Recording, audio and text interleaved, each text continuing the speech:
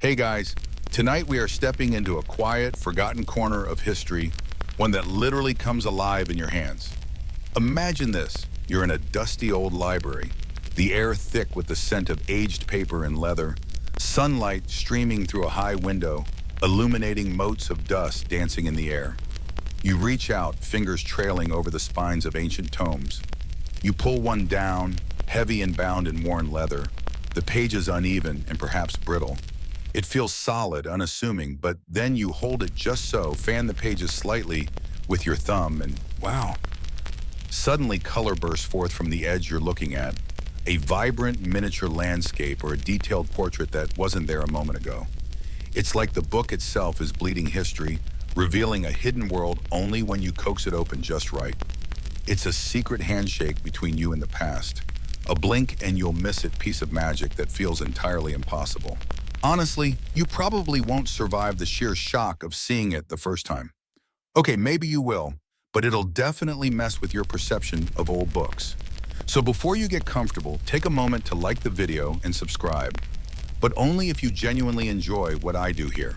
And hey, let me know down in the comments where you're tuning in from and what time it is for you. It's always wild to think about this little history chat happening across time zones. Now, dim the lights, maybe turn on a fan for that soft background hum, and let's ease into tonight's journey together. You're holding that book, aren't you? The weight of centuries in your hands. You run your thumb along the edge where the pages meet, the foredge, and it feels just like paper usually does. Maybe it's a little rough, maybe it's been trimmed smooth, but it seems plain. Just the compiled edges of hundreds of sheets. But then you apply just a gentle pressure, fanning the pages out diagonally, and there it is. A sudden, breathtaking flash of a painted scene. A river meandering through a valley, a ship sailing on a choppy sea, a cluster of flowers. Even a tiny portrait looking right back at you. It's vibrant, detailed, and utterly unexpected. It's the forgotten ritual that made books bleed when opened. A hidden art form that turns the simple edge of a book into a secret canvas. This isn't some digital trick or a modern gimmick. This is old school analog magic. It's called foredge painting, and it's one of those delightful historical curiosities that makes you realize even the most mundane objects of the past could hold incredible hidden beauty. For centuries, people handled books, read their contents, admired their bindings, totally unaware of the secret lurking on the edge, waiting for the right touch to reveal itself. It's like finding a hidden room in a house you thought you knew completely. Think about a book you own right now. Pick one up, look at its edges. Usually they're just paper colored, right? Maybe gilded if it's fancy, perhaps stained a solid color like red or blue. But imagine if fanning those pages revealed a full color illustration. A map relevant to the story inside, a character from the novel, or maybe something totally unrelated, just a beautiful image for its own sake. That's what we're talking about.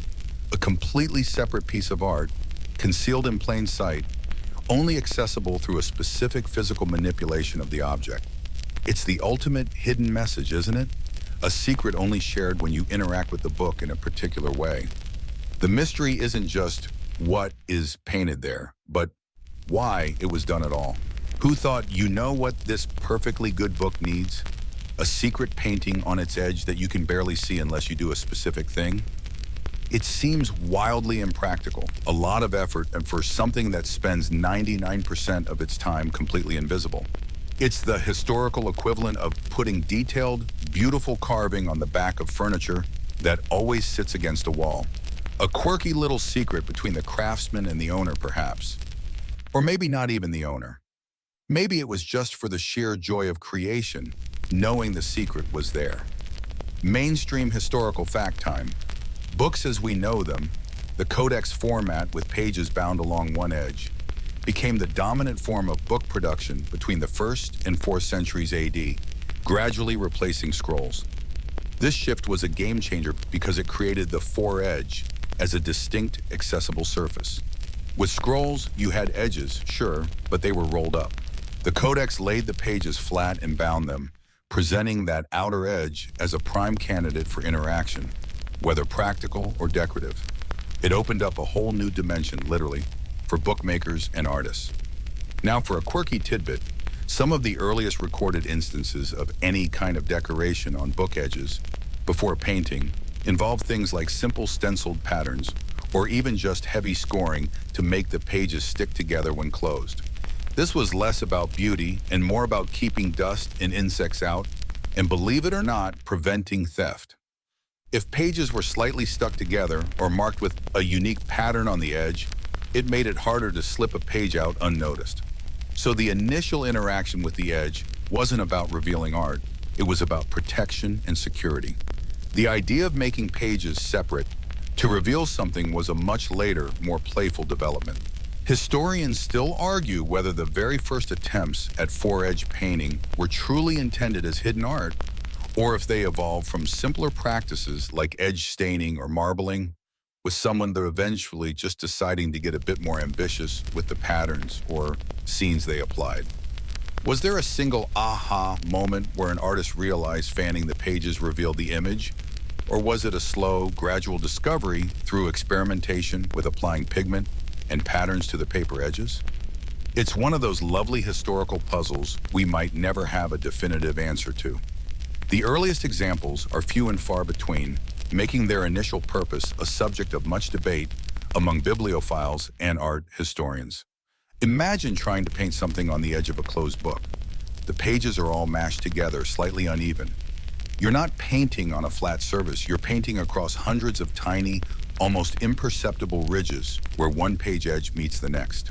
It requires a steady hand, incredibly fine brushes, and a unique understanding of how the image will distort when the pages are viewed edge-on versus fanned out. The artist had to paint what looks like a fractured, ridged surface when the book is closed, knowing it would coalesce into a coherent image only when the pages were splayed. It's like trying to paint a picture onto the side of a deck of cards while they're stacked tight, then hoping it looks like a proper picture when you bend the deck. And remember that dusty library smell we talked about? That's not just dust and paper. It's also often the residue of past treatments, maybe glues, DS, or even the faint ghost scent of materials used in bindings or edge treatments centuries ago. These books aren't just objects, they're chemical cocktails of history, and some of those chemicals were the very pigments and binders used by the artists applying these secret images to the edges. They were literally embedding color into the paper itself, creating a kind of permanent echo waiting to be summoned. So as you gently fan those pages, you're not just seeing a picture. You're engaging in a physical act that was intentionally designed centuries ago to unlock a hidden layer of the book's history and beauty. It's a performance, a reveal, a quiet moment of wonder orchestrated by someone long gone just for you. It's pretty cool, right? And this is just the very beginning of understanding this fascinating, almost magical process. We've only just peeked at the edge, so to speak. You're still feeling that edge, aren't you? That subtle texture where the pages meet. Maybe a little rough, maybe smooth and trimmed. It feels solid, unified, a single block of paper. And it's exactly this unified block that became the canvas for those early artists, long before anyone even dreamed of fanning the pages for a hidden scene. Because before the secret painting, the edge itself was a place of function and basic beauty.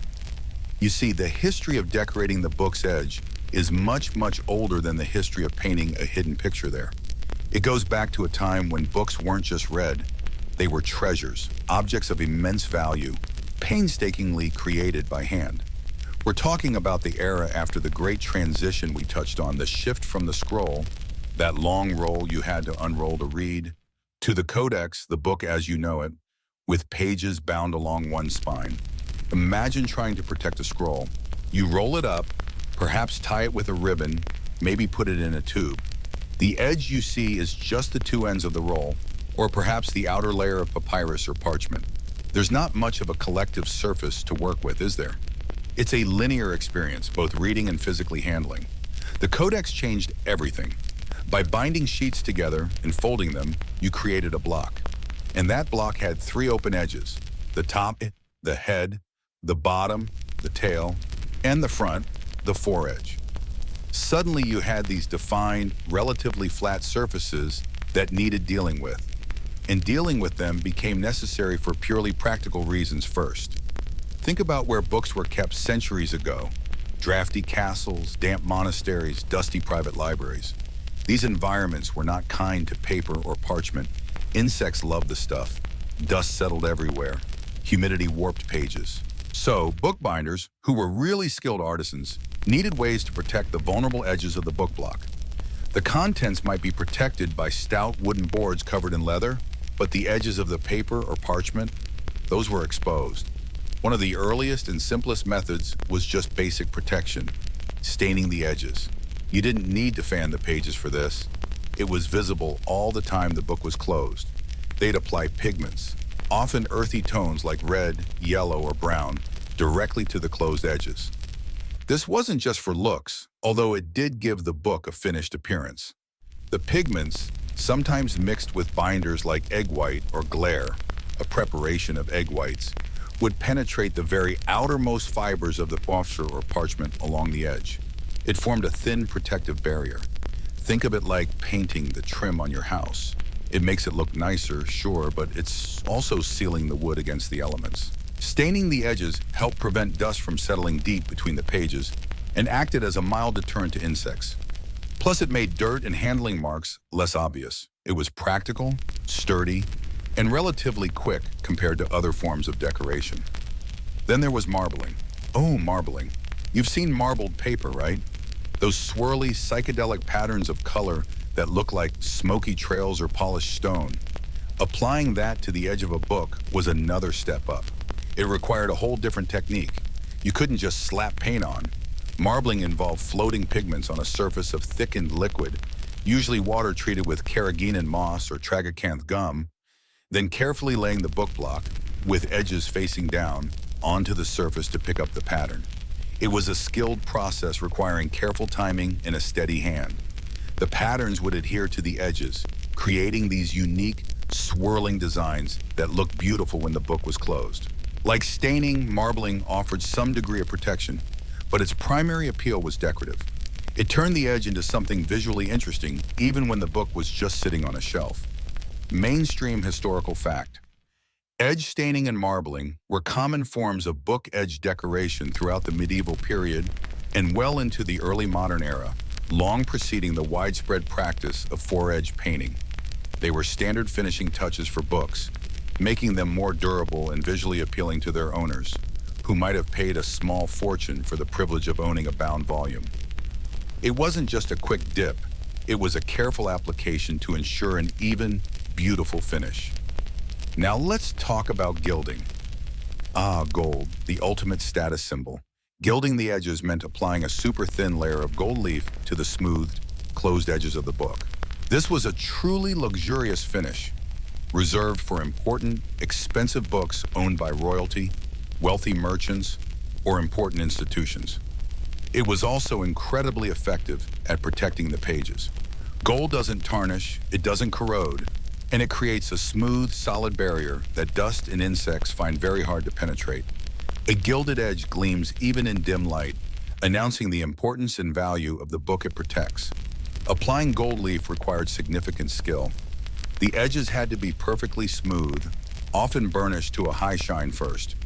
Then, a thin adhesive layer was applied, and the delicate gold leaf, thinner than tissue paper, was laid on with specialized tools. It was then burnished again, often with agate stones, to bond the gold securely and give it that characteristic mirror-like shine. Imagine trying to handle something so delicate. It's the historical equivalent of trying to wrap a present with cling film on a windy day. One wrong breath and poof, there goes your expensive gold. A quirky tidbit, there's evidence that in some medieval workshops they didn't just apply gold leaf, but also used heated tools to impress patterns into the gilded edges. Think tiny dots, lines, or simple geometric shapes pressed into the gold. This added another layer of subtle decoration, visible only when you looked closely at the gleaming edge.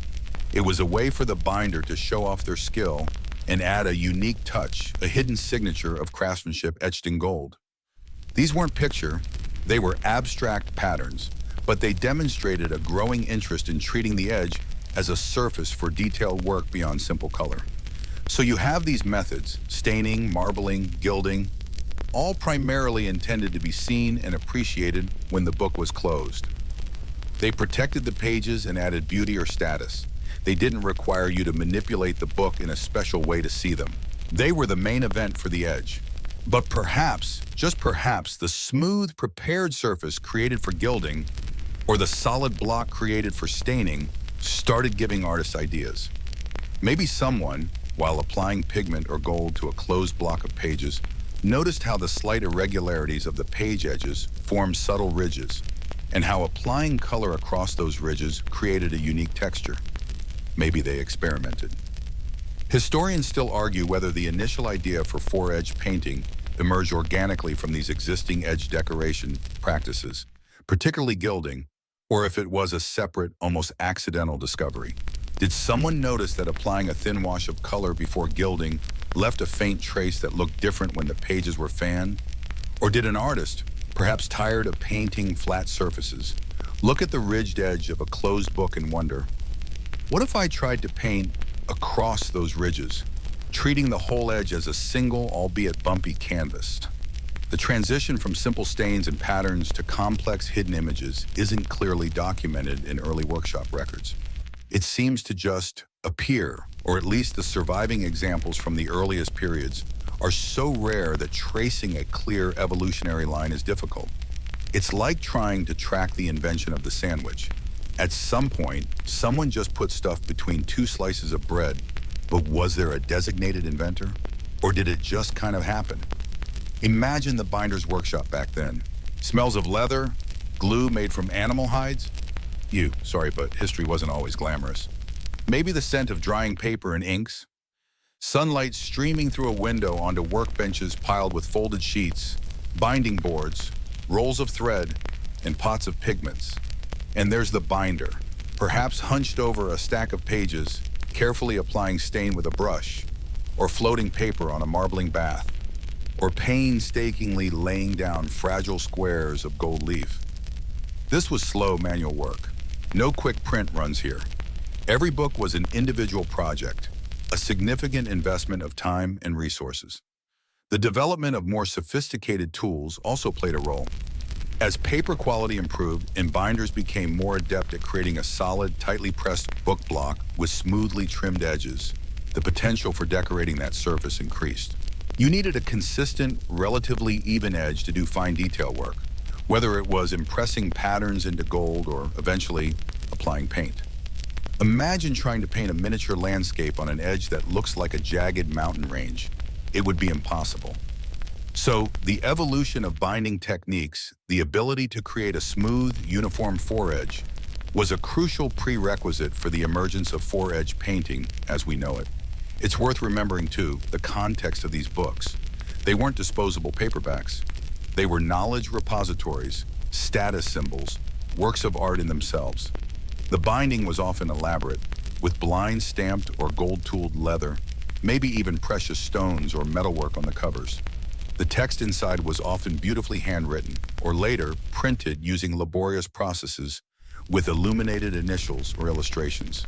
Given this overall environment of treating the book as a precious object worthy of extensive artistic and craft effort, adding decoration to the edge makes perfect sense. It was just another surface to enhance, another opportunity to add beauty and value, visible or hidden. So while the practice of painting a secret picture on the edge was still centuries away from becoming popular, the groundwork was being laid. The edge was established as a part of the book worthy of attention, protection, and decoration. The skills for applying pigments, creating smooth surfaces, and working with delicate materials were being honed in workshops across Europe and beyond. They were treating the edge as a single, solid unit, preparing it for visible beauty. The idea that this solid unit could somehow disguise a different image, one that only appeared when the unit was broken apart by fanning the pages, was the next leap, a leap that would turn the edge from a static canvas into a dynamic performative space. And it's that playful, slightly mischievous leap we'll explore next, as we start to see the first glimpses of images hiding on the edges. You've got that picture in your mind now, haven't you? of the bookbinder's workshop, the smells, the slow, deliberate work, the focus on making the edge beautiful and protected when the book is closed. Stained, marbled, gilded. These were treatments for the static, solid block of pages. But then, something shifted. The edge stopped being just a surface to be seen as an edge and started becoming a place where something else could be hidden, something that required a specific action to reveal. This is where the real magic, the delicious secrecy of four-edge painting, begins to stir. Think of it as the historical equivalent of those posters that look like random patterns until you cross your eyes just right and a 3D image pops out. Or maybe like those trick or treat buckets that look plain black until you shine a flashlight inside and a spooky face appears. It's about transforming the perceived surface into something else entirely through manipulation.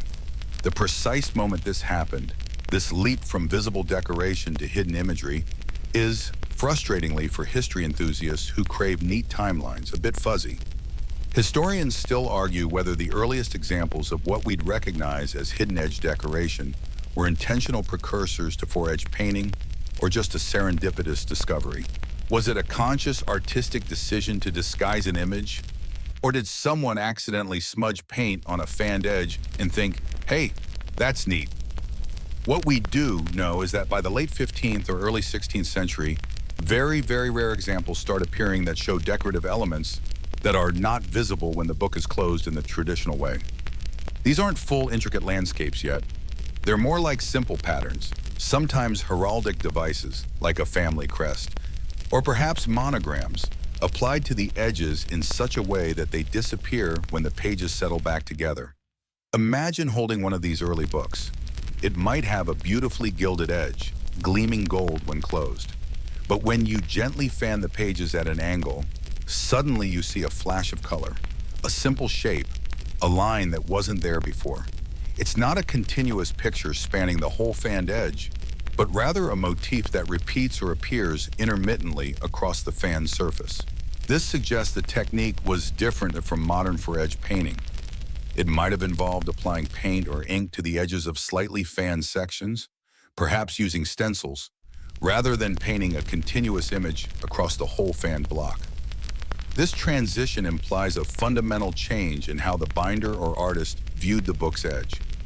It wasn't just a boundary to protect or a surface to decorate uniformly. It was a potential canvas composed of hundreds of tiny slivers of paper, capable of holding a different image depending on its physical state. This required a level of abstract thinking about form and surface that was quite advanced. It's like realizing a stack of playing cards isn't just a solid block, but can be fanned out to reveal patterns or individual cards. Mainstream historical fact, one of the earliest documented examples of a hidden edge decoration, often cited as a precursor to true four-edge painting, dates to the late 15th century. It is believed to have been produced in Italy or France. These initial examples were typically simple, often featuring heraldic symbols, names, or decorative patterns that only became visible when the pages were fanned. They were not the complex, continuous scenes of later centuries, but represented the crucial step towards the concept of a hidden image. These early hidden decorations weren't just a neat trick. They were likely tied to the same motivations as the visible decorations, adding value, personalizing the book for its wealthy owner, or subtly signifying ownership or provenance. If you were a nobleman, having your family crest appear as if by magic on the edge of your prize book was a pretty cool flex, a bit like having a secret compartment in your desk or a hidden passage in your castle, minus the potential for escaping assassins. The technique for these early hidden images was probably less about miniature brushwork and more about careful staining, stenciling, or perhaps even block printing applied to the fanned edge. Imagine holding the book block, fanning it slightly and evenly, then applying a thin wash of color or pressing a small ink stamp or stencil against the exposed edges of the paper slivers. When you release the fan, the pages nestle back together, and the applied color on the edge of each sliver disappears into the collective surface, or perhaps looks like part of a marbled or stained design. It's only when you fan it again that the pattern realigns and becomes visible. A quirky tidbit. Some of these very early examples are so subtle, they were likely overlooked for centuries. It's possible that librarians and collectors handled these books for generations, admiring the visible gilded or marbled edges, completely unaware that a hidden design lay dormant within, waiting for the right tilt and fan of the pages. It's like finding a hidden message in a painting you've walked past 1,000 times. Imagine the surprise of the scholar or binder who first deliberately or accidentally fanned one of these books just so and saw a coat of arms materialize. The appeal of this new technique was precisely its hidden nature. Unlike staining or gilding, which were always on display, this was a secret, a private pleasure for the owner or perhaps a specific person shown the trick. It added an element of playfulness and surprise to an object that was otherwise very serious and valuable. Books were gateways to knowledge, certainly, but they were also symbols of wealth, status, and intellectual curiosity. Adding a hidden design amplified that sense of bespoke luxury. It also required interaction. You couldn't just glance at the shelf and see the hidden image. You had to pick up the book, hold it correctly, apply the right pressure to the pages, and fan them just so. It was a deliberate act, a ritual, to reveal the secret. This interactive element is key to the enduring fascination with four-edge painting. It's not passive decoration, it's decoration that requires your participation to exist. As the technique evolved, so did the complexity of the images. Simple patterns gave way to more elaborate designs, and eventually, artists started attempting continuous scenes that stretched across the entire length of the fanned edge. This step was a significant technical challenge. To paint a continuous scene, you couldn't just stamp or stencil. You needed to treat the entire fanned edge as a single curved canvas and paint on those incredibly thin ribbed surfaces. This required not only artistic skill, but also a deep understanding of how the image would distort when the pages were closed and how it would realign when fanned. Imagine painting a landscape on a corrugated surface that then collapses into a flat plane. You had to account for the fact that the paint was only adhering to the very edge of each page, leaving the vast majority of the page surface untouched. This is why four-edge paint, when the book is closed, sits in those microscopic valleys between the pages, making the closed edge feel slightly rough or textured compared to a smoothly gilded edge. Historians still debate whether the earliest continuous landscape four-edge paintings appeared in the 17th or 18th century. There's a gap between the simple 15th or 16th century hidden motifs and the fully developed scenic paintings. Was there a slow, gradual evolution? Or was there a breakthrough artist or workshop who figured out the trick of painting across the fan surface? The lack of clearly dated and attributed early examples makes it hard to trace this lineage definitively. What prompted this shift to landscapes and scenes? Perhaps it was the growing popularity of landscape painting as an art form in general. Or maybe it was simply artists pushing the boundaries of what was possible on this unusual canvas. A coat of arms is simple. A detailed scene requires far more skill and artistry, and thus adds even more value and prestige to the book. The development of better quality paper, smoother page trimming techniques, and more stable pigments also played a role. You needed a relatively uniform and smooth surface to paint on, even when fanned. Early handmade papers could be quite rough, and trimming wasn't always precise. As these aspects of book production improved, the canvas for the four-edge painter became more amenable to detailed work. Imagine the artist, likely working in the same workshop as the binder, receiving the finished book block. Before the covers were attached, they would clamp the block tightly, probably between boards, leaving the edge to be painted exposed. Then, with incredible care, they would fan the pages out evenly, securing them in that fan position. This held the individual page edges apart, creating that rippled surface ready for paint. Then, using tiny brushes and finely ground pigments mixed with a binder, they would begin painting directly onto this fan surface. It sounds fiddly, doesn't it? Like painting a mural on a set of Venetian blinds. And you had to get it right. If you used too much water or too much paint, it would soak into the paper, potentially staining the pages themselves and ruining the book. If you didn't fan the pages evenly, your beautiful landscape would look like a Picasso when revealed. The skill involved was immense. This early period of hidden decoration moving from simple patterns to the first attempts at continuous scenes, laid the technical and conceptual foundation for the golden age of four-edge painting that would come later. It was the period of experimentation, of figuring out the physics of painting on a fan surface, of discovering the potential for illusion hidden within the seemingly solid block of pages. These pioneering binders and artists were, in a way, early illusionists. They weren't making rabbits disappear, but they were making images appear and disappear on command from an inert object. They were turning the humble edge of a book into a stage for a miniature, ephemeral performance. And this performance, this ritual of revealing the hidden image, is what truly sets four-edge painting apart from all other forms of book decoration. It's not just about what you see, but how you see it, and the delightful moment of discovery. The secret was out, or rather, it was about to be very deliberately and beautifully hidden. So you've seen the seed planted, right? That first hesitant step from a static, visible edge decoration to something hidden, something that required interaction to be revealed. It was a clever trick, a whisper of a secret on the page's edge, but that was just the prologue.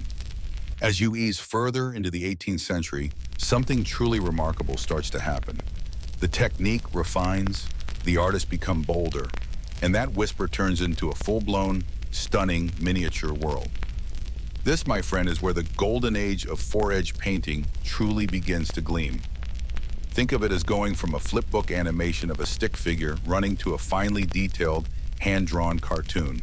The leap in skill, intention, and execution is significant. The artists and binders of the 18th century, particularly in England, took that foundational concept of painting on the fanned edge and elevated it to a genuine art form. They weren't just applying simple patterns anymore. They were painting complex, detailed scenes, landscapes, cityscapes, portraits, mythological tableaus, even sometimes racy by 18th century standards, which, let's be honest, isn't saying much, genre scenes. The technical challenges, which we touched on earlier, painting on a rippled, curved surface composed of hundreds of paper edges without the paint soaking in, were largely mastered. They developed more refined tools, learned how to prepare the edges better, sometimes applying a thin wash of sisal or gesso first, though historians still debate whether this was common practice or varied by workshop, and became incredibly adept at handling tiny brushes and delicate pigments. It's like building a perfect sandcastle, knowing it's temporary, but putting all your skill into making it beautiful before the tide, or the closing pages, claims it. The subjects weren't arbitrary. They reflected the tastes and interests of the wealthy clientele who could afford these bespoke books. The 18th century was a time of burgeoning interest in landscape, fueled by the picturesque movement in the Grand Tour. People loved idealized views of the countryside, stately homes, classical ruins, and famous landmarks. So it's no surprise that landscapes became the most common subject for four-edge paintings. You'd buy a book of poetry by Milton or a collection of essays, and hidden on its edge could be a miniature painting of your own country estate, a view of Rome's Colosseum, or a serene pastoral scene. It's like having a secret, tiny window into another world tucked inside your book. You hold the closed volume, perhaps bound in rich calf skin, its edges perhaps already gleaming with gold leaf, a masterpiece of conventional binding. But then you know the secret. You gently press the pages just so, tilt the cover back, and whoosh, a vista unfolds. A river winds through rolling hills, a distant castle appears on a bluff, ships sail on a calm sea, or the spires of a famous city rise against a painted sky. Mainstream historical fact: the late 18th and early 19th centuries are widely considered the golden age of four-edge painting, with England emerging as the primary center of production. During this period, the quality and complexity of the paintings reached their peak, with hundreds of known examples created by skilled, though often anonymous, artists working in bookbinder workshops, primarily in London. The anonymity of many four-edge painters is one of the frustrating aspects for collectors and historians. Unlike easel painters, these were often craftsmen working as part of a larger binding operation. Their names weren't typically recorded alongside the binding details, or if they were, those records are lost. It's like trying to figure out which specific mason laid a particular stone in a medieval cathedral. They were essential contributors, but their individual identities weren't always preserved. This is why historians still argue whether specific stylistic traits can be attributed to particular workshops or even individual artists, as many paintings share common themes and approaches. Trying to definitively link a painting style to a specific binder is incredibly difficult, often relying on circumstantial evidence or educated guesses. Beyond landscapes, other subjects also became popular. Naval battles were a hit, reflecting Britain's maritime power and national pride. Imagine having Nelson's victory at Trafalgar hidden on the edge of a history book.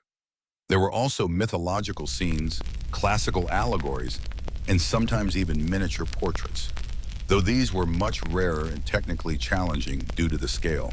Genre scenes depicting everyday life or slightly scandalous situations also appeared, adding a dash of hidden spice to an otherwise respectable volume. A book of sermons with a hidden painting of a tavern brawl? Now that's a conversation starter. The appeal wasn't just the beauty of the painting itself, but the element of surprise and exclusivity. This wasn't something everyone could see. It was a private luxury, a sign that the book was not just valuable in content, but also incredibly personal and unique. You weren't just buying a book, you were commissioning a bespoke piece of art and craft designed specifically for you, with a secret only you and whoever you chose to show knew about. It was the ultimate status symbol for the discerning bibliophile, far more subtle than a flashy carriage or elaborate wig. Think about the process from the book owner's perspective. You'd acquire a text, perhaps a beloved classic or a recent popular work. You'd then take it to a high-end binder, maybe one with a reputation for exceptional craftsmanship. You'd discuss the binding materials, the tooling, the end papers, the edge treatment, and then perhaps in hushed tones, you'd inquire about the possibility of a hidden painting. You might even commission a specific scene, your house, a favorite view, a significant historical event. The binder would then work with or employ a four-edge painter. The book block would be prepared, trimmed smoothly, perhaps gilded. First, yes, many four-edge paintings were applied over a gilded edge, adding another layer of magic as the gold disappears and the painting appears. Then, with the block clamped and fanned, the artist would begin. A quirky tidbit: some four-edge paintings actually depict two different scenes. One scene is visible when the pages are fanned in one direction, and a completely different scene appears when fanned in the opposite direction. This requires incredible skill, as the artist is essentially painting two superimposed images on the same set of page edges, relying on the angle of the fan to reveal only one set of paint strokes at a time. Imagine painting a summer scene fanned one way and a winter scene fanned the other. Mind-blowing. It's the bookish equivalent of a lenticular print, but done by hand on paper edges. The skill involved in these double four-edge paintings is immense. It requires not only artistic talent, but a deep understanding of optics and geometry. The artist has to calculate how the pages will separate and overlap at different angles and meticulously apply paint to only the precise sliver of the page edge that will be exposed at a particular fan angle. It's painstaking work requiring steady hands, sharp eyes, and a mind that can visualize in multiple dimensions simultaneously. You have to wonder how many books were ruined in the process before someone perfected this double scene technique. It certainly adds another layer to the gentle sarcasm of owning such a book. It's not just secretly beautiful, it's secretly two different beautiful things. The workshops producing these paintings were often located in areas known for high-quality bookbinding. London was the undisputed hub, with binders like the Edwards of Halifax firm. Though often associated more with transparency painting on vellum, they also produce four-edge work, or others whose names are less known today, but whose exquisite bindings survive. These workshops were like the Silicon Valley of their day for luxury goods, places where innovation in craft and design flourished, driven by the demands of wealthy patrons. The choice of text for four-edge painting was also interesting. While you might expect them primarily on expensive, limited editions, they were often applied to standard editions of popular works. A well-bound copy of Shakespeare, a Bible, a volume of poetry, or a travelogue were common canvases. This suggests that the four-edge painting wasn't just an intrinsic part of a special edition from the printer, but rather a post-production embellishment commissioned by the owner. You could take your favorite book, one you already owned and loved, and have this secret magic added to it. It made the book uniquely yours, a reflection of your taste in both literature and art. As the 18th century turned into the 19th, the Golden Age continued. The Napoleonic Wars, for example, led to an increase in naval and military scenes. The rise of Romanticism influenced the landscapes, making them perhaps more dramatic or idealized. The Industrial Revolution didn't kill the craft. In some ways, it made books more widely available, creating a larger potential market for luxury embellishments like four-edge painting, though the highest quality work remained a handcrafted, expensive endeavor. Historians still argue whether the quality peaked in the late 18th or early 19th century. Some point to the incredible detail and subtlety of paintings from the 1790s, while others highlight the expanded subject matter and technical daring, like double paintings, seen in the early 1800s. It's a delightful debate, much like arguing over whether the first iPhone or the one with the slightly better camera was the true peak of smartphone innovation. The decline of the Golden Age wasn't sudden. It was a gradual fading as tastes changed, production methods evolved, and perhaps the novelty wore off. The rise of cheaper printing methods and alternative forms of decoration also played a role. By the later 19th century, while four-edge painting still existed, the prolific output and consistently high quality of the Golden Age were harder to find. The secrets became a little less common, the magic a touch more muted, waiting for a resurgence in later eras. But during its peak, from roughly the mid-1700s to the mid-1800s, this hidden art form transformed the humble edge of a book into a stage for miniature masterpieces, a testament to human ingenuity, artistic skill, and the enduring appeal of a beautiful secret. And you were holding one of these books, you'd know you held not just pages and ink, but a piece of history's quiet visual poetry waiting to be revealed. You were just settling into the warmth of that Golden Age, weren't you? Picturing those secret landscapes and hidden battles unfolding on the fanned edges. It felt vibrant, exclusive, a true peak of craftsmanship and artistic ingenuity. But like so many Golden Ages in history, this one couldn't last forever. The world kept turning, tastes shifted, and the roar of the Industrial Revolution began to drown out the quiet whispers of handcrafted luxury. So, as you ease forward from the dazzling heights of the early 19th century, you start to notice a change. The light on that golden edge begins to fade. The reasons for this decline weren't a single catastrophic event, but a confluence of factors, much like how your energy levels slowly ebb as bedtime approaches. First and foremost was the march of technology. The 19th century was a time of massive changes in printing and book production.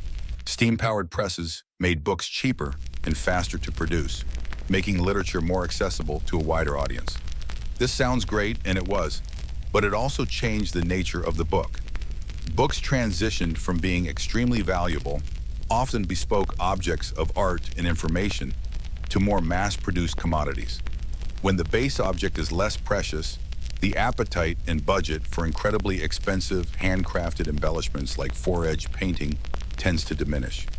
It's like putting custom spoilers and a gold leaf trim on a commuter sedan. You could, but why?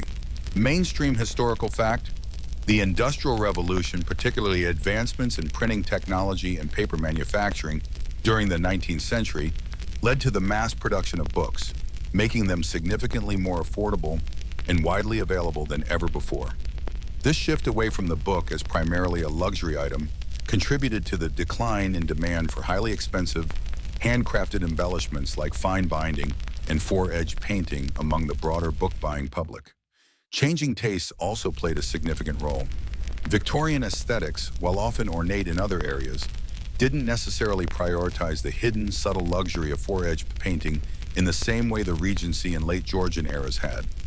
Other forms of book decoration became popular. Elaborately stamped cloth bindings, intricate gilt designs on covers, and more illustrations within the pages themselves. The focus shifted from the edge to the exterior and interior, making the hidden world on the foredge feel perhaps a little old-fashioned, or maybe just less bang for your buck visually compared to a dazzlingly decorated cover. It's like swapping out a secret handshake for a flashy public announcement. And then there was the cost. Foredge painting was, and still is, incredibly labor-intensive and required high skill. It was an expensive service, affordable only to the wealthiest patrons. As the market for books expanded downwards, the proportion of people who could afford such a luxury shrank relative to the total number of books being produced. Bookbinders adapted, focusing on more standardized, less costly forms of decoration that could be applied more quickly, sometimes with the aid of new technologies. So, the Golden Age didn't end with a bang, but with a slow, quiet diminuendo.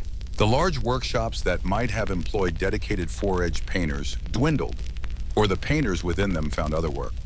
The demand became sporadic, limited to a few very wealthy, very traditional clients, or perhaps specific commemorative volumes. The vibrant stream of new foredge books slowed to a trickle. However, the craft didn't die out completely. It entered a phase of quiet survival. Think of it like a species retreating to a remote habitat when its main environment is disrupted. A few dedicated binders and artists, often working in smaller studios or carrying on family traditions, kept the skill alive. They might have done only a handful of foredge commissions a year, perhaps for long-standing clients or institutions. The quality could be variable, sometimes matching the Golden Age, sometimes a bit less refined, reflecting the reduced demand and perhaps fewer opportunities for artists to hone their skills regularly. These survival pieces from the later 19th and early 20th centuries are often rarer than Golden Age examples. They are testaments to the tenacity of the craft and the enduring appeal it held for a small, dedicated group of connoisseurs. They pop up occasionally in antique shops or auction catalogs, sometimes on less famous books, sometimes on volumes specifically commissioned for special occasions. It's like finding a perfectly preserved vintage car tucked away in a barn, a rare glimpse of past glory kept alive by someone who appreciated its unique charm. Historians still argue whether the decline in the late 19th century was primarily due to changing technology, shifting fashion, or simply the economics of a now mass-market industry. Was it pushed out by cheaper alternatives? Or did people just stop wanting the hidden element as much? It's a classic chicken and egg scenario in the history of material culture. A quirky tidbit from this survival period. Sometimes foredge paintings from the late 19th or early 20th century appear on books that seem, well, unusual choices. You might find a painting on a relatively commonplace novel, a technical manual, or even a school textbook, though this is rare and likely a specific gift. It suggests that perhaps individuals, rather than just wealthy institutions, were occasionally commissioning these works, adding a touch of personal luxuries to an otherwise ordinary object. Imagine discovering a beautifully painted landscape on the edge of your great-great-grandparents' trigonometry book. Now that, would make homework slightly more interesting, wouldn't it? The survival phase was one of quiet dedication.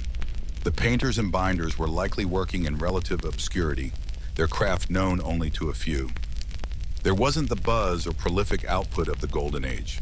It was about keeping the flame alive, passing the skills down, even if the opportunities to practice them fully were limited. It requires a different kind of passion, not for fame or fortune, but for the craft itself, for the magic of making a secret world appear. But then, as the 20th century wore on, something began to stir. A growing interest in traditional crafts, a nostalgia for earlier eras, and a burgeoning collector's market for antique books started to create new opportunities. People rediscovered these hidden treasures on old volumes and were captivated by their ingenuity and beauty. This interest paved the way for a revival. The revival isn't about recreating the exact conditions of the Golden Age. Books are still largely mass-produced, and the economic landscape is different. Instead, it's driven by dedicated modern artists and binders who have sought to learn or relearn the complex techniques of foredge painting. These are often people passionate about book arts, conservation, or miniature painting.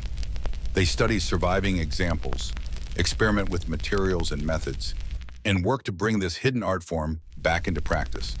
Many modern four-edge painters are artists first, applying their skills to the unique canvas of the book edge. They might paint traditional subjects, landscapes, historical buildings, but also contemporary scenes, abstract designs, or subjects related to the book's content in new and creative ways. The internet has played a role in this revival, allowing artists to connect with potential clients worldwide and for collectors to discover living artists practicing this rare skill.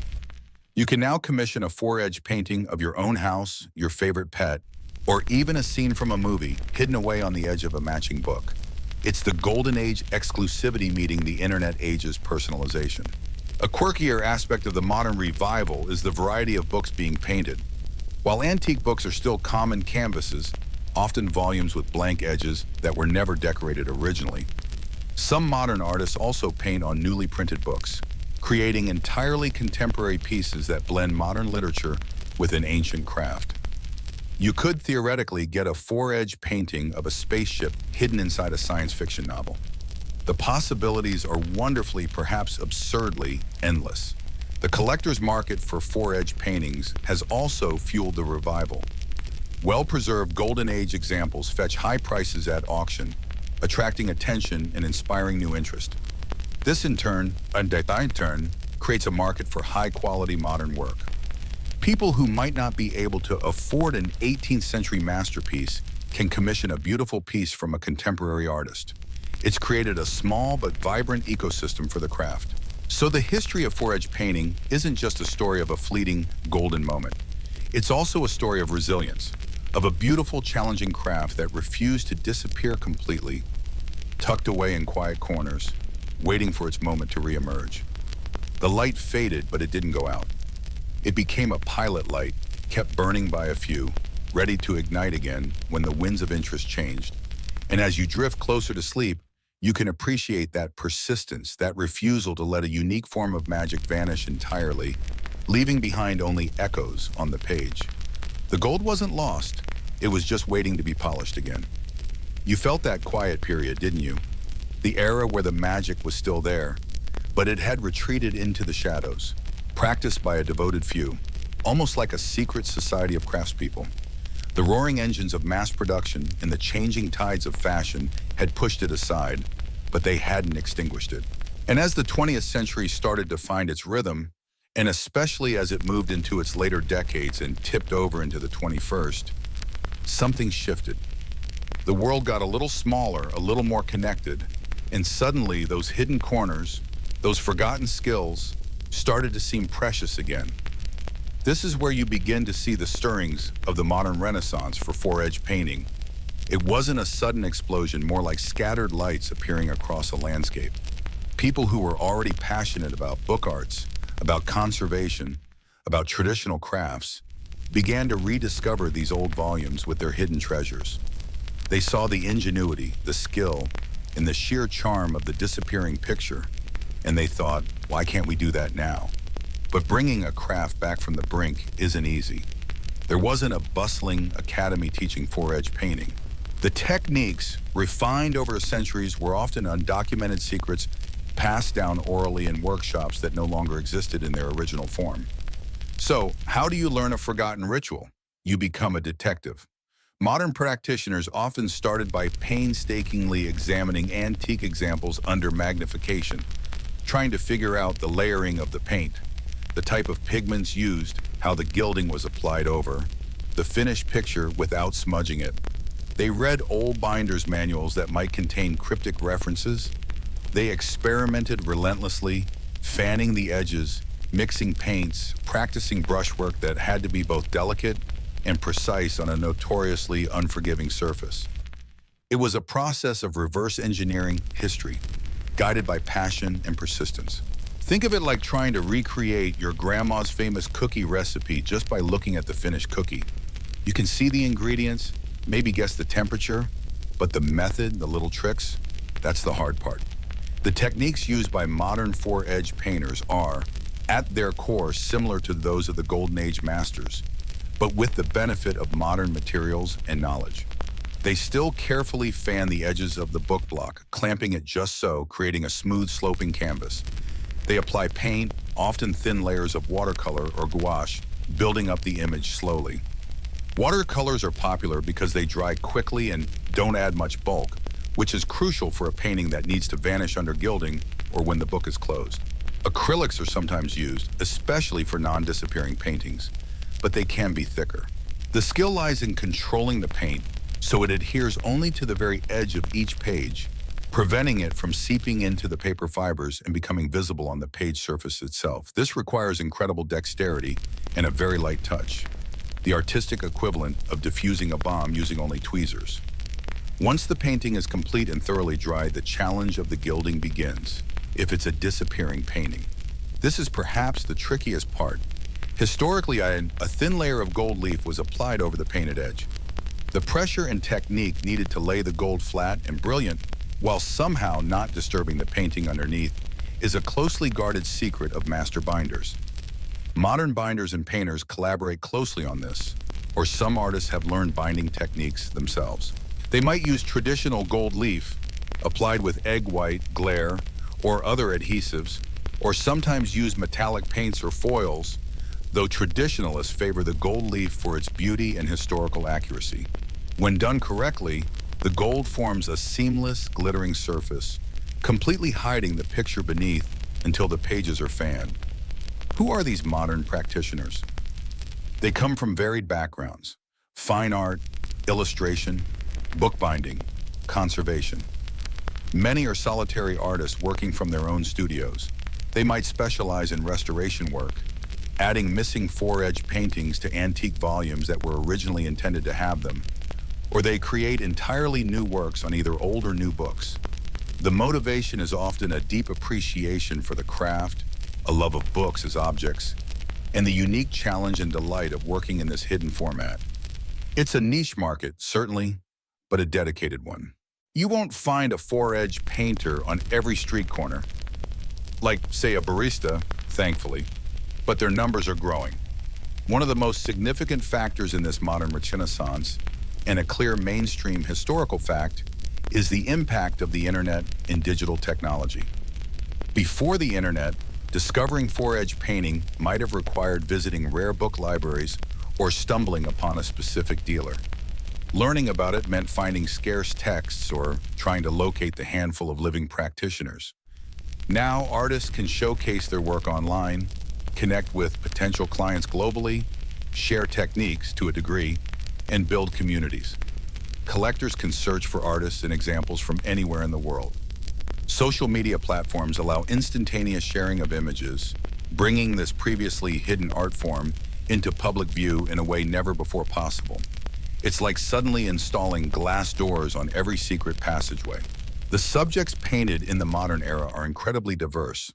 While traditional landscapes and historical scenes remain popular, contemporary artists also create personalized paintings, portraits of pets or family members, specific buildings, scenes from fiction, abstract designs, or images directly related to the book's text. A painting of a dragon on the edge of a fantasy novel, for instance. This personalized bounce is a key feature of the modern market, allowing patrons to commission truly unique pieces. It taps into that same desire for bespoke luxury that drove the Golden Age, but often with a more contemporary or whimsical twist. You could, theoretically, get a painting of your morning commute hidden on the edge of your copy of War and Peace. Though why you'd want that particular stress hidden in your leisure reading is another question entirely. A quirky tidbit about the modern scene. Because the internet allows for such broad reach, you can find artists experimenting with truly unexpected approaches. Some might use non-traditional canvases, painting stacks of paper that aren't even bound into books yet, just to explore the fanning technique. Others might paint humorous or pop culture-related scenes, completely subverting the historical gravitas of the craft. Imagine finding a meticulously painted scene from a favorite video game hidden on the edge of a beautifully bound volume. It's a delightful collision of ancient technique and modern sensibility. The market for modern foredge paintings is primarily based on commissions. Enthusiasts and collectors contact artists directly to have specific books painted with specific images. There are also galleries and dealers who specialize in modern book arts or rare books that might represent contemporary painters. While prices reflect the incredible skill and time involved, they are often more accessible than acquiring a top-tier Golden Age example.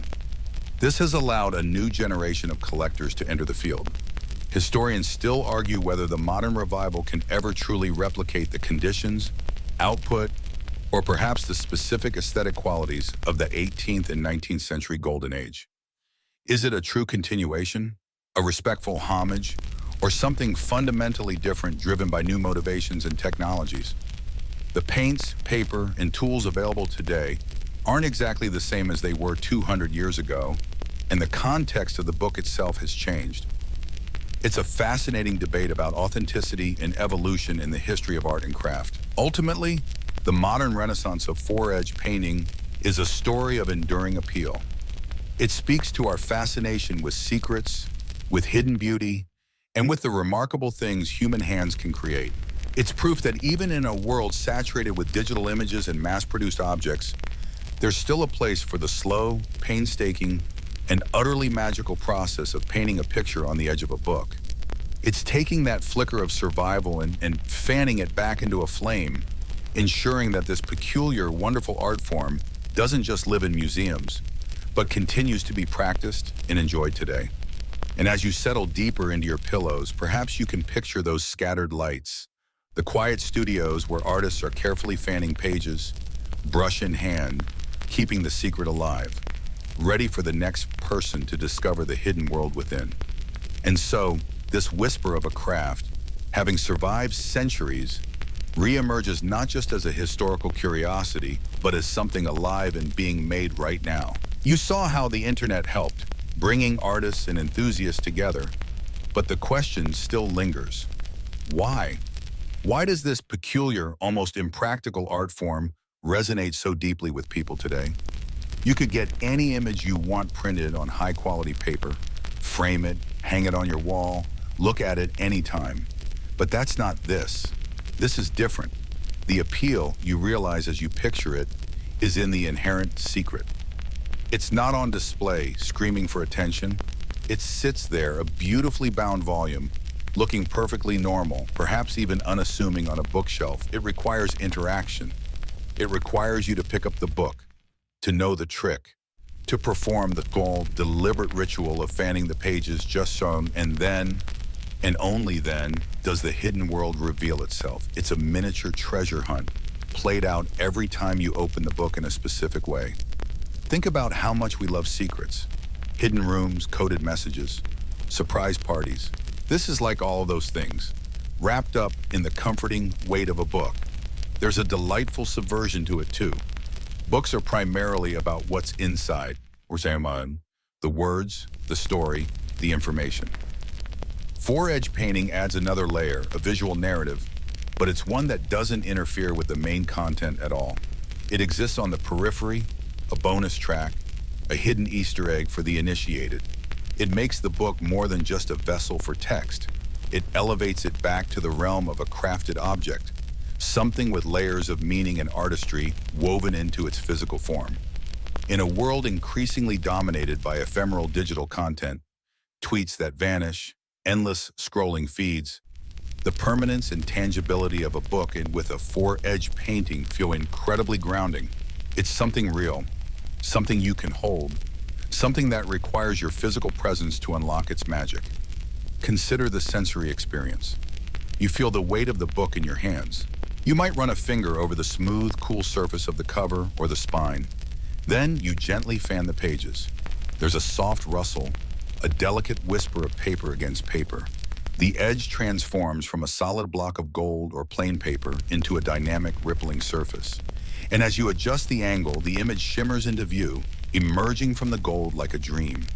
It's a multi-sensory event, engaging sight, touch, and even sound. It's mindful, deliberate, and utterly unlike swiping through images on a screen. It demands your quiet attention, a moment of pause in a hectic day. It's almost meditative. Just you, the book, and the slowly appearing secret. You might even find yourself doing it just to enjoy the sensation, regardless of what's painted there. The modern appeal also lies heavily in the personalization aspect we touched on briefly. Commissioning a four-edge painting allows someone to connect deeply with a specific book. Maybe it's a beloved first edition, a family Bible, or a book that holds particular personal significance. Adding a bespoke painting transforms it into a unique heirloom, a physical manifestation of that personal connection. Imagine having a favorite line from a novel subtly illustrated along its foredge, or a scene from your childhood home painted on the edge of a book of poetry. It becomes a conversation starter, a legacy piece, something imbued with meaning beyond the words printed on the pages. It's a way to literally add your own story or a story important to you onto the very fabric of the book. It turns a mass-produced object, or even a rare but impersonal antique, into something uniquely yours. You could get a picture of your cat, Muffin, batting at a dust bunny painted on the edge of your history textbook. Not sure why, but you could. The possibilities are endless, sometimes hilariously so. For the artist, the challenge is a significant part of the draw. Working on the edge of a book is an incredibly demanding process. The surface isn't flat, it's a collection of hundreds or thousands of thin, flexible planes. The paint must be applied with incredible precision, adhering only to the very edge of each page, just a fraction of a millimeter, without bleeding into the paper. The artist has to visualize the final image spread across this fan surface while working on what appears, when the book is closed, as a tiny, almost invisible sliver of paint. It requires a unique combination of artistic skill, extreme patience, and technical understanding of the book's structure and materials. It's not like painting on canvas, where the surface is stable and forgiving. One slip, one drop of too wet paint, and you could ruin not just the painting, but potentially the book itself. It's high-stakes, low-visibility artistry. This is where a mainstream historical fact comes into play regarding the book as an object of value. Throughout history, particularly from the invention of printing, and even before, books have been more than just text carriers. They have been valuable, sometimes incredibly expensive. Objects. They were bound in precious materials, adorned with jewels, illuminated with intricate artwork. Four-edge painting fits squarely within this long tradition of elevating the book to a work of art, a status symbol, a repository of not just knowledge, but also beauty and craftsmanship. The golden age of four-edge painting coincided with a period where fine bindings and luxurious editions were highly prized by the wealthy and educated elite. The modern resurgence taps into a similar, though perhaps broader, appreciation for handmade quality and the aesthetic value of books, sometimes seen as a reaction against disposable culture. There's a certain romance, too, in connecting with a historical craft. By commissioning or creating a four-edge painting today, you are participating in a lineage of artists and bookbinders stretching back centuries. You are using techniques that would be recognizable to the masters of the 18th century, albeit with modern tweaks. It's a tangible link to the past, a way of keeping a beautiful, quirky tradition alive. It's like owning a tiny piece of history that you can hold in your hands and reveal with a flick of the wrist. It makes you feel part of something bigger, a quiet rebellion against the relentless march of digital progress. Here's a quirky tidbit that highlights the boundary-pushing nature of some modern work. While most paintings are done on traditional book blocks, some artists have experimented with painting on objects that resemble fanned books, but aren't actually bound. Imagine a solid block of wood or even metal carved to mimic the fanned edge of a book, then painted. It allows the artist to practice the fanning technique on a more stable surface, or create sculptures that play with the illusion of a hidden image without the constraints of a real book. It's a fringe exploration of the core concept, taking the visual trick of the fanned edge and decoupling it from the book itself. A four-edge painting without the book, it's like decaf coffee, missing the main point, but still interesting in its own way. Collectors of modern four-edge paintings are a passionate group. They might be seasoned bibliophiles, art collectors, or simply individuals who have fallen in love with the concept. They often work closely with the artist, developing the concept for the painting, selecting the specific book, and sometimes even choosing the style of binding. The process can be lengthy, taking weeks or even months depending on the complexity of the image and the artist's schedule. It's a collaborative journey resulting in a deeply personal and unique piece of art. Historians still argue whether the subjects chosen by modern four-edged painters reflect a fundamental shift in cultural values compared to the Golden Age. While historical scenes and landscapes remain popular, the inclusion of pop culture references, abstract designs, and deeply personal imagery on the edges of sometimes very classical books suggests a move away from purely historical or literary illustration towards a more contemporary, individualistic expression. Does this evolution represent a dilution of the tradition or a vibrant adaptation that ensures its continued relevance? It's a point of ongoing discussion among those who study the history of book arts and collecting. The simple truth is, four-edged painting appeals to our innate human curiosity and our love for beauty in unexpected places. It's a quiet art form in a noisy world, a secret handshake for those in the know. It reminds us that even familiar objects can hold hidden wonders, waiting patiently to be discovered. It turns the simple act of opening a book into an unveiling, a moment of shared magic between the book, the artist, and you, the one holding it. And perhaps as you drift closer to sleep, you can appreciate that quiet magic, the enduring charm of a picture that only shows itself when you coax it out, page by page, breath by breath. So you've explored the why, the deep-seated human need for secrets, for personalized objects, for tangible beauty in a digital age. Now let's peer behind the curtain into the actual workshop and figure out the how. How do you even do about this? How does a person take a brush and paint a detailed scene onto the fanned edge of a book without the paint just soaking straight through the pages and turning it into a colorful, papery brick? The process, you quickly gather, is less like painting a picture and more like performing microsurgery with paint. It begins, counterintuitively perhaps, by preparing the book. You can't just grab any old volume off the shelf. It needs to have a certain kind of binding, often a tight, well-made one, so the pages can be clamped together firmly. And then comes the crucial step, fanning the pages just so. You don't fan them fully open like you're searching for a forgotten bookmark. You angle them to one side, either towards the front cover or the back, so that the edges of the pages form a smooth, continuous surface. Imagine stacking a deck of cards and then pushing one end slightly to make the edges slide past each other, forming a sloped, rippling surface. That's the surface the artist works on. To keep the pages in this perfectly fanned position, the book is clamped into a special vise or press. This is absolutely critical. The edges must be held tightly together, creating that temporary, paintable canvas. Any wobble, any slight shift, and your carefully applied brushstroke is going to end up splattered across multiple pages inside the book. It requires a dedicated piece of equipment, a sturdy press that holds the book firmly without damaging its covers or spine. You might picture an old-fashioned wooden press, something you see in a traditional bindery, or perhaps a more modern metal clamp designed specifically for this delicate work. It's a quiet, solid piece of equipment essential for the magic to happen.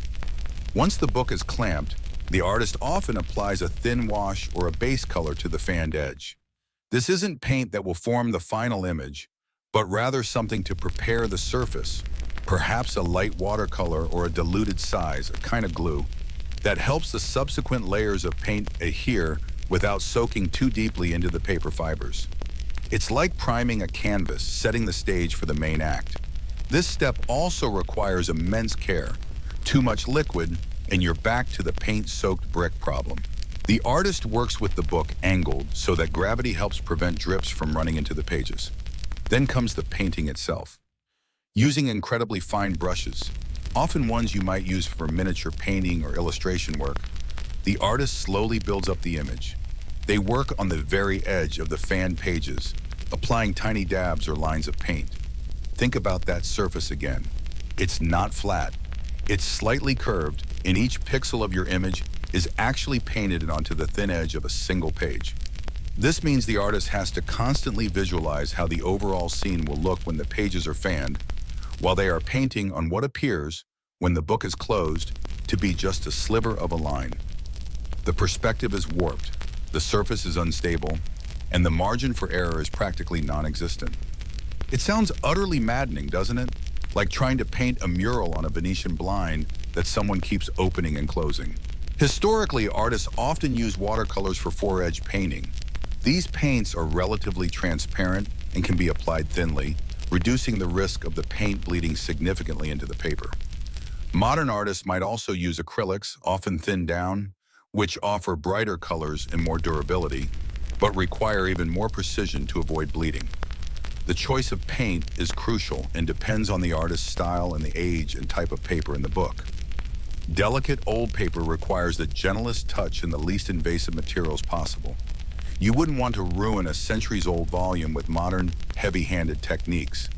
That would be like using a sledgehammer to put in a thumbtack. The process is painstaking. An artist might spend hours, even days or weeks, working on a single painting, slowly bringing the scene to life on this unusual canvas. They have to wait for layers to dry before applying the next, and constantly check their work by slightly fanning and unfanning the pages to see how the image is developing. It requires incredible patience, a steady hand, and a deep understanding of color, perspective, and how paint behaves on this unique surface. It's the opposite of a quick sketch. It's a slow, deliberate meditation in paint. One of the most fascinating aspects is how the image disappears when the pages are closed. If the painting is done correctly, the paint sits only on the thin edge of the paper. When the pages are straightened, the paint lines from each page align to form the hidden image when fanned, but when closed, they become incredibly thin, almost invisible lines along the book's edge. If the book edge is gilded, covered with a thin layer of gold leaf, these paint lines are then hidden completely beneath the gold. The gold itself is applied after. The painting is finished and completely dry. This involves applying an adhesive size to the painted edge, letting it dry to the perfect tackiness, and then carefully laying down the delicate gold leaf. It's a high wire act. You could easily smudge the paint or get adhesive where you don't want it. Here's a mainstream historical fact about the materials. Historically, the gold leaf used for gilding book edges was often 22 or 23 karat gold, which is very pure and doesn't tarnish. It was hammered incredibly thin, so thin it could be blown away by a breath. This pure gold created that brilliant, timeless gleam you see on older gilded books. The process of gilding edges has been around much longer than four-edge painting itself, going back centuries, and it was a highly skilled trade within bookbinding. The combination of painting under the gold was the innovation that created the hidden image effect. The sequence of painting and gilding is actually a point of interest. Historically, the standard for hidden four-edge paintings was to paint first, then apply the gold leaf over the painting. This is called a double four-edge, as the closed edge appears gilded and the fanned edge reveals the painting. However, some examples exist where the painting appears on a non-gilded edge, or even where the gold is applied in such a way as to be part of the painting itself when fanned, though that's much rarer and trickier. Historians still argue whether certain very early examples used a different sequence or simply a much less durable gilding method that wore away over time, revealing paint that was not intended to be hidden. A quirky tidbit about the process involves a specific technique sometimes used, especially on older books with less sturdy paper. Using a temporary adhesive or clamp not just on the edges, but potentially even between sections of pages to provide extra stability while painting a particularly detailed or challenging part of the image. It's a delicate balancing act, as any adhesive left behind could damage the paper. It's a sign of how far some artists would go to conquer this tricky surface, resorting to almost desperate measures to keep everything aligned and stable. Imagine needing special tiny clamps just for one section of pages. It sounds like something out of a Rube Goldberg machine designed for miniature art. The challenges are numerous.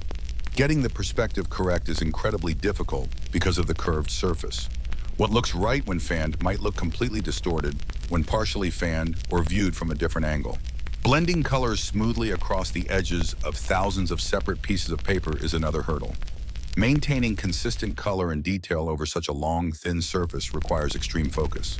And then there's the ever-present risk of the paint bleeding into the actual content of the book. One slip-up, one moment of inattention, and you can leave a permanent stain or ripple on the pages themselves. potentially ruining a valuable or sentimental volume. It's high-stress art, like trying to paint a detailed mural on 1,000 dominoes that are about to fall over. For double four-edge paintings, the artist also has to contend with the gilding process after the paint is dry. The size applied for the gold leaf has to be just right, and the gold leaf itself is notoriously fragile and difficult to handle. Getting a smooth, even layer of gold over a painted surface without disturbing the underlying image requires another level of skill. It's a two-stage process, each stage demanding its own mastery. The artist finishes the painting, breathes a sigh of relief, and then immediately has to face the equally terrifying task of applying liquid adhesive and gold leaf to the painted surface. It's enough to make you just want to stick to canvas, which stays put and doesn't involve potentially ruining something priceless with a misplaced drop of glue. This craft then is a testament to human patience, precision, and the dedication required to overcome technical challenges in the pursuit of beauty. It's not about grand gestures or sweeping brush strokes. It's about countless tiny, controlled movements, a slow unfolding of an image that exists only because you've tricked the book into revealing it. It's a quiet battle against the inherent nature of the book as a collection of separate leaves, forcing them to act as a single surface, just for long enough to whisper a secret onto their edge. The artist isn't just a painter, they're part engineer, part magician, coaxing images from the very edge of existence, hidden behind a curtain of gold. And as you consider the meticulous nature of it all, the steady hand, the focused gaze, the hours spent hunched over a clamped book, you can almost feel the quiet intensity of the workshop, the soft rustle of paper, the faint smell of paint and glue, the rhythmic tapping as the artist perhaps gently encourages a stubborn piece of gold leaf into place. It's a world away from the hurried scroll and swipe of modern life, a reminder that some things of true value still require time, effort, and a whole lot of careful, quiet work. And that quiet work results in a tiny, perfect secret, waiting patiently for you to come along and coax it into the light. So you've got this incredible technical challenge, this painstaking craft of applying tiny dabs of paint to the edge of a book while it's clamped in an awkward fan position, hoping it won't bleed and that the image magically appears when you fan it just right. You've seen how the magic is performed, the quiet dedication required to coax an image from the very edge of the paper. Now you start to wonder, what did they actually paint on these edges? If you're going through all that trouble, what secrets are worth whispering onto the hidden canvas? The subjects painted on four edges are as varied as the books themselves, but certain themes pop up again and again, offering glimpses into the minds of the artists, the tastes of the patrons, and the relationship between the book's content and its hidden art. The most popular choice by far, particularly during the peak of the craft in the 18th and 19th centuries, was landscapes. Not just any landscapes, mind you, but often idealized, serene views. You'd see rolling hills, winding rivers, quaint villages nestled in valleys, or grand estates surrounded by manicured gardens. It's the kind of scenery you'd find on a pastoral calendar or a teacup, pleasant, calming, and designed to evoke a feeling of peace and tranquility. Why landscapes? Well, for one, they lent themselves well to the long, narrow, and slightly curved canvas of the fanned book edge. Trees, hills, and rivers naturally flow across the space. Plus, remember that many of these books were meant for private libraries, for quiet contemplation, perhaps on literature, poetry, or history.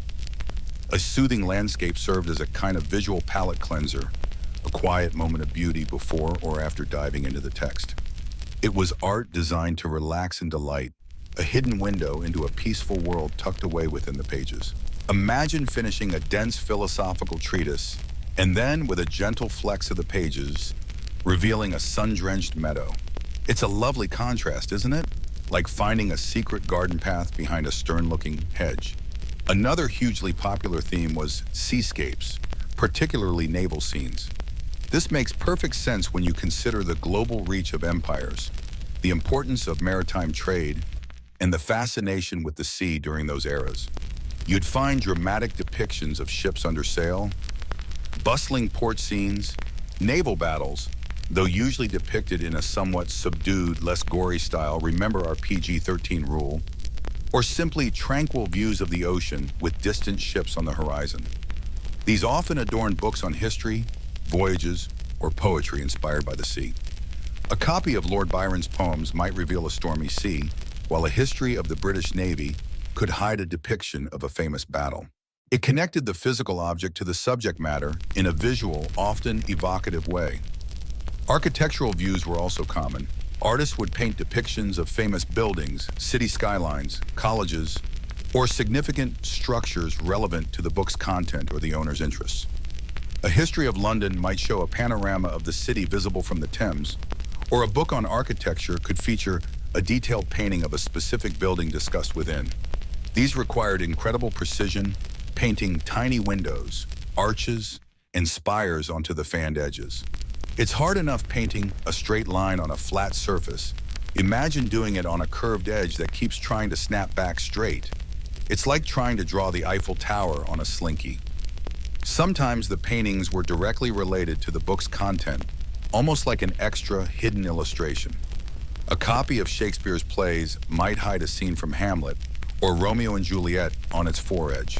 A Bible could reveal a biblical scene. A book on botany might feature a detailed painting of flowers or plants. This direct connection wasn't always the case, but when it happened, it added another layer of meaning and delight for the owner. It was a personal Easter egg, a bespoke illustration just for the person who knew the book's secret. You could loan out your book, and no one would ever know it contained a hidden miniature masterpiece unless you specifically showed them. It's the ultimate brag. Oh, this old thing? Yeah, it's got a secret painting on the edge. Portraits were less common than landscapes or seascapes simply because getting a likeness right on that warped, unstable surface was incredibly difficult. However, some examples exist, often depicting the author of the book, a historical figure mentioned within, or sometimes even the book's owner, though that would have been a truly bespoke, inexpensive commission. Imagine commissioning a portrait of yourself, not to hang on the wall, but to live in hiding on the edge of your favorite book. That's next-level introverted flexing.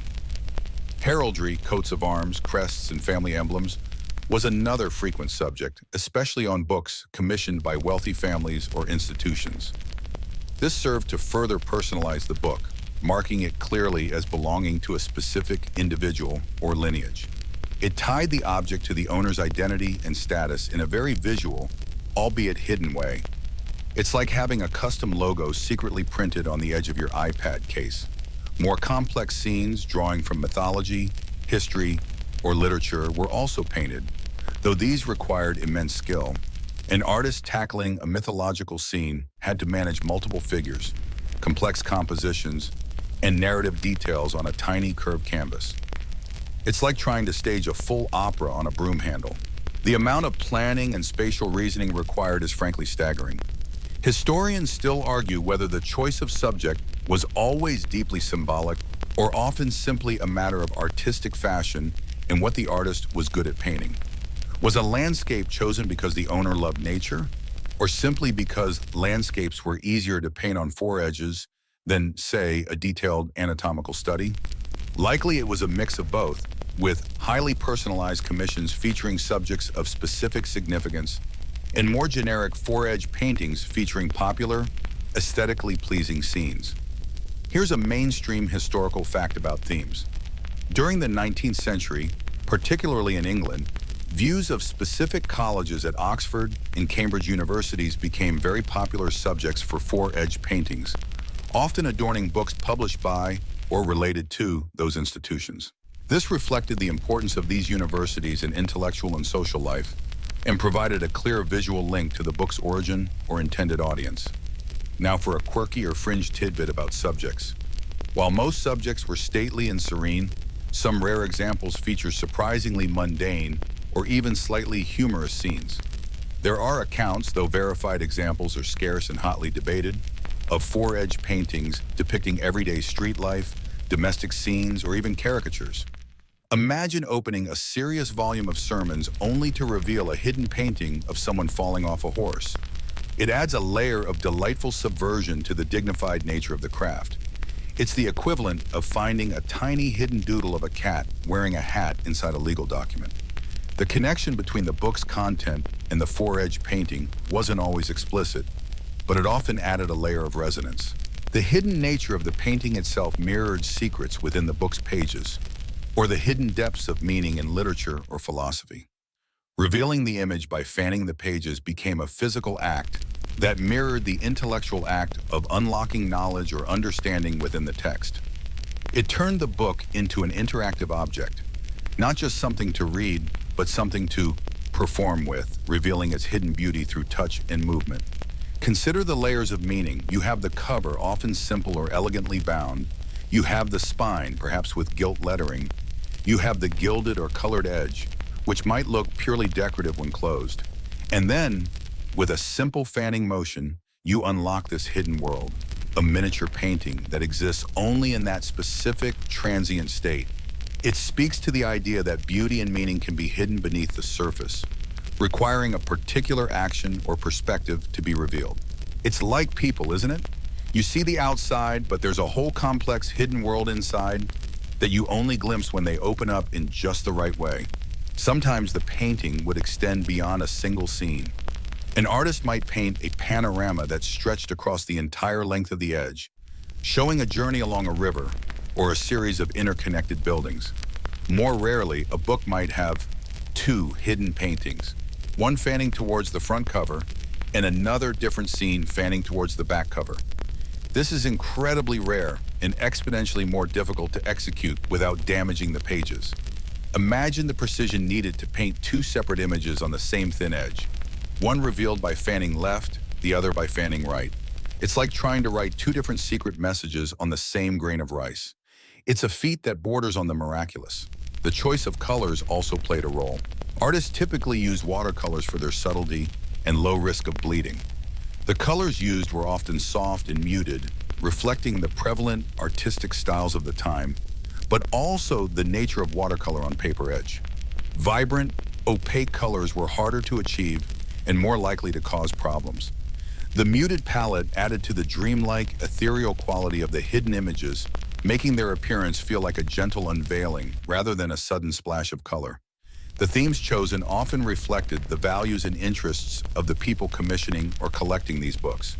An emphasis on landscapes and pastoral scenes spoke to a romantic ideal of nature and rural life. Depictions of naval power and empire reflected national pride and global ambition. Classical or mythological scenes demonstrated education and cultural sophistication. Heraldry reinforced social status and lineage. The paintings weren't just pretty pictures, they were tiny cultural artifacts, embedded within larger cultural artifacts, the books themselves, speaking volumes about the world and the people who owned them. Think about the relationship between the artist and the patron. While some artists signed their work, usually discreetly within the painting or even just their initials, many four-edge paintings are anonymous. This adds another layer of mystery. Who were these incredibly skilled individuals, painstakingly creating these hidden beauties? Were they professional artists specializing in miniature painting? Or were they bookbinders who developed an additional, highly specialized skill? Historians still argue whether four-edge painting was primarily an art form practiced by independent artists or a specialized technique developed and kept within the bindery workshops.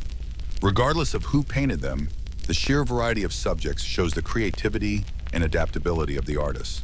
They were constrained by the unusual canvas and the technical challenges, yet they managed to depict everything from sweeping panoramas to intricate details, from stormy seas to serene gardens, from historical figures to mythical beasts. Each painting was a miniature world, a secret universe waiting to be discovered by the knowing touch of the book's owner. The subjects, then, were not merely decorative additions.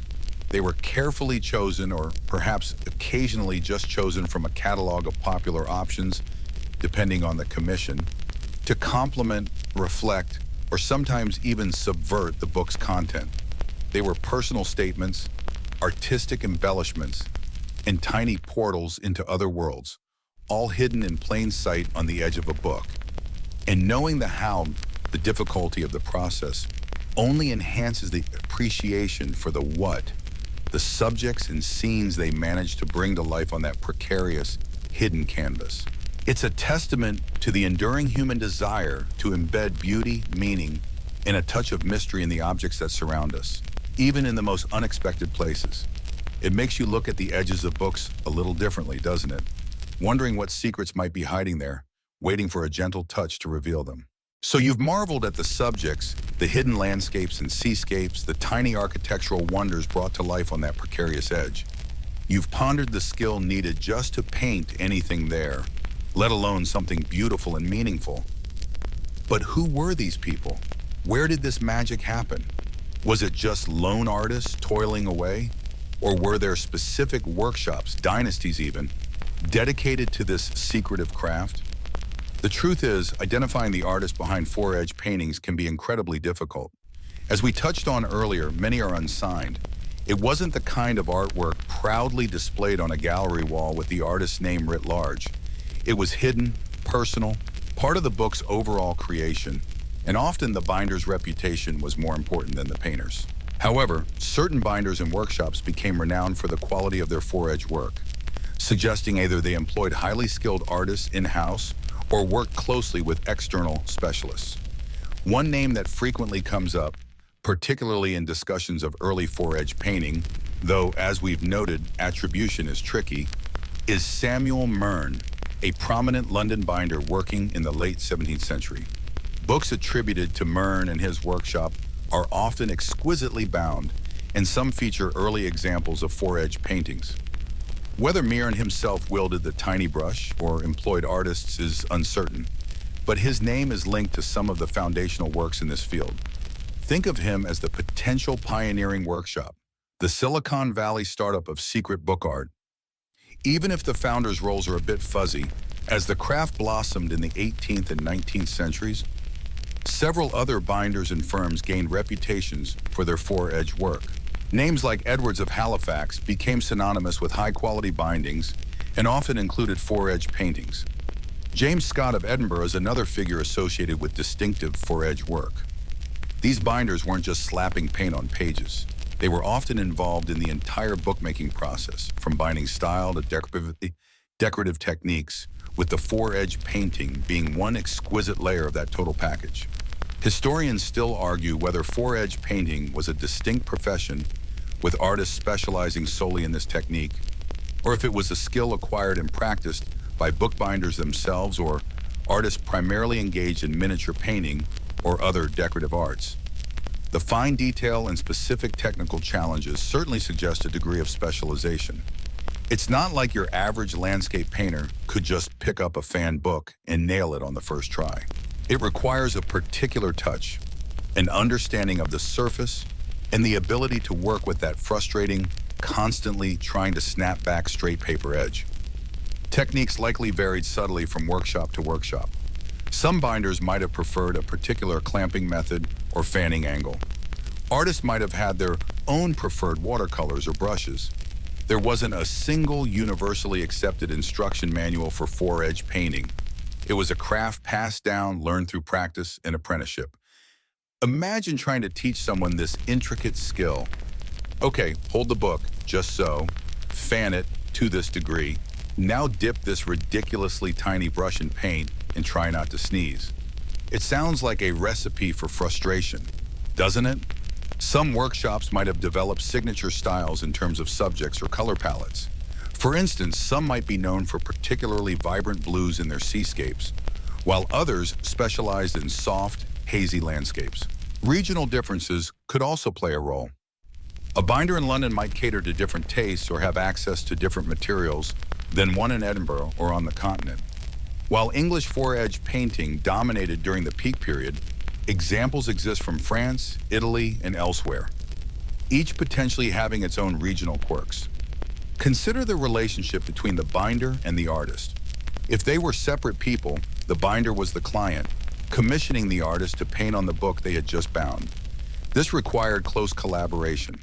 The binder had to prepare the edge perfectly, perhaps applying the initial gilding or coloring, and then hand it over to the artist in a way that the fanning and clamping mechanism would hold firm. The artist then had to paint the agreed-upon scene without damaging the binding or the text block itself. It was a partnership built on trust and precision. Now let's talk mainstream historical fact. During the 19th century, the firm of Jeffreys and Sons of Bristol, England, became particularly well known for producing a large volume of high-quality four-edge paintings, often featuring detailed scenes of British landscapes, colleges, and historic buildings. Their work is widely collected today and represents a significant output during the later peak of the craft. They were like the major studio of four-edge painting, consistently producing popular hits.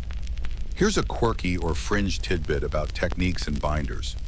Some anecdotal accounts suggest that certain binders or artists had peculiar habits or superstitions while painting, perhaps believing that the angle of the light or the temperature of the room affected the paint's adherence to the fanned edge. While hard evidence is scarce, it highlights the delicate and somewhat unpredictable nature of the process, where even minor environmental factors might have felt significant to the artist striving for perfection. It's the artistic equivalent of needing your lucky socks for a big performance. The economic side of things also played a role in workshop techniques. Producing four-edge paintings was time-consuming and therefore expensive. Workshops that could streamline the process, perhaps through efficient division of labor or refined techniques, could produce more books and potentially offer them at a slightly lower price point, increasing their popularity. Speed was relative, of course. This was never a mass production craft. Each painting was still a miniature work of art, requiring hours of meticulous work. The continuity of style across numerous books from a single workshop, even if the artist's name is unknown, allows modern collectors and scholars to attribute unsigned works to specific binders or schools of four-edge painting based on characteristics like subject matter, composition, color palette, and painting technique. It's like art history detective work, piecing together clues from brushstrokes and color choices to figure out who might have created a piece. Attribution remains a significant challenge, though. Just because a book was bound by a famous binder doesn't automatically mean the four-edge painting was done in that binder's workshop or by an artist habitually employed by them. Books were sometimes sent to different specialists for different decorative processes. So historians still argue whether a four-edge painting found on a binding by a well-known master binder was executed in-house or commissioned from an external, possibly anonymous, specialist artist. The lines between binder, gilder, and painter could be blurred, or they could be strictly defined, depending on the era and the specific workshop.